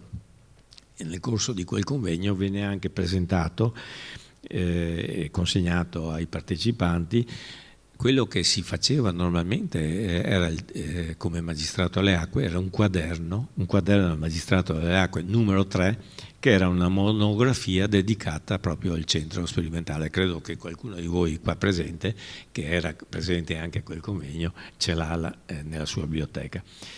Ecco, questa è un po' la storia che fa la storia un po' del modello. Concludendo, devo dire che a fronte di tutto quello che è stato realizzato in termini di modelli fisici soprattutto, che riguardano sia i temi della salvaguardia di Venezia, della laguna, ma inseriti nel piano studi di cui abbiamo parlato prima, ma anche in generale difesa del suolo, sicuramente installazioni e sperimentazioni di notevole qualità. Bisogna dire che il declino successivo del centro, e qua io sono quello che è deputato a dire questo e mi costa in qualche modo, il declino può essere visto come una mancata opportunità. Devo dire peraltro che dopo nel 2008 sono successe tutta una serie di non per giustificare, però in effetti, se voi vi ricordate, nel 2008 abbiamo avuto quella recessione, quel problema di carattere finanziario globale. Io me lo ricordo più che altro, l'ho vissuto a Venezia come grosso problema. Avevo molti cantieri in quel di Venezia, grosso problema proprio perché il mio datore di lavoro non riusciva a liquidare, a pagare le fatture delle imprese, per cui lo ricordo molto bene. Però, a parte questo, che ha un'incidenza, se vogliamo, sono sulle scelte politiche che potevano essere fatte, però anche quello che è successo dopo, in pratica mi riferisco in particolare alla soppressione del magistrato alle acque, e non ultimo anche l'istituzione dell'autorità della laguna. Siamo in tempi molto più vicini, più recenti, la legge 126 dell'ottobre 2020 che istituisce l'autorità della laguna, a cui noi come ingegneri veneziani abbiamo dedicato anche molto tempo, a suo tempo, che è rimasta sulla carta. Mentre io ne parlo, mentre noi parliamo, ancora non è decollata. Quindi questo a dimostrazione che siamo in una situazione abbastanza critica.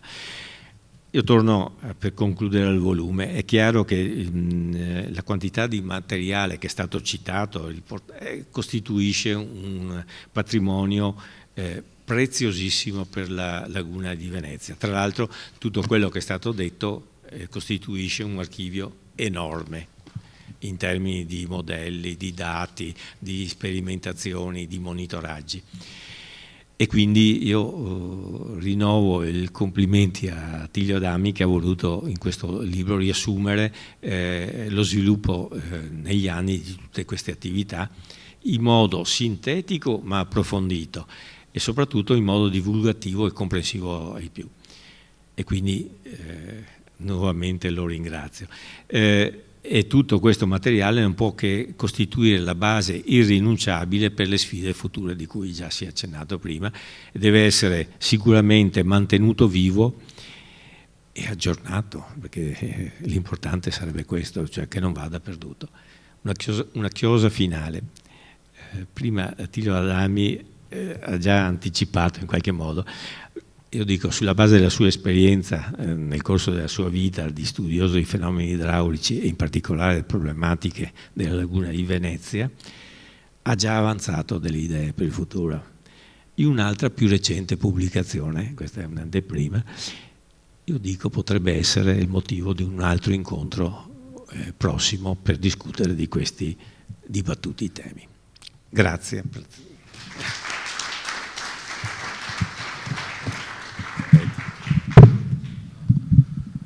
Bene, abbiamo già superato abbondantemente il tempo a nostra disposizione, che era alle 18:30, siamo arrivati alle 19, quindi io rinuncio da trarre le conclusioni che d'altra parte tutti possiamo trarre dalle giornate di oggi. Vorrei solo ricordare che il libro si presta a molte altre considerazioni.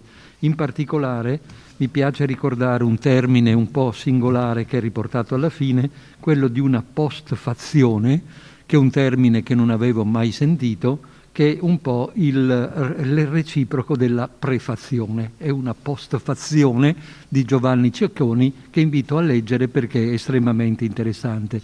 Quindi un ringraziamento ai relatori di oggi per tutta l'ampia illustrazione che ci hanno fatto e un invito eventualmente ad un prossimo incontro in cui parleremo del successivo libro di Adami, Venezia 2030. Grazie a tutti, buonasera.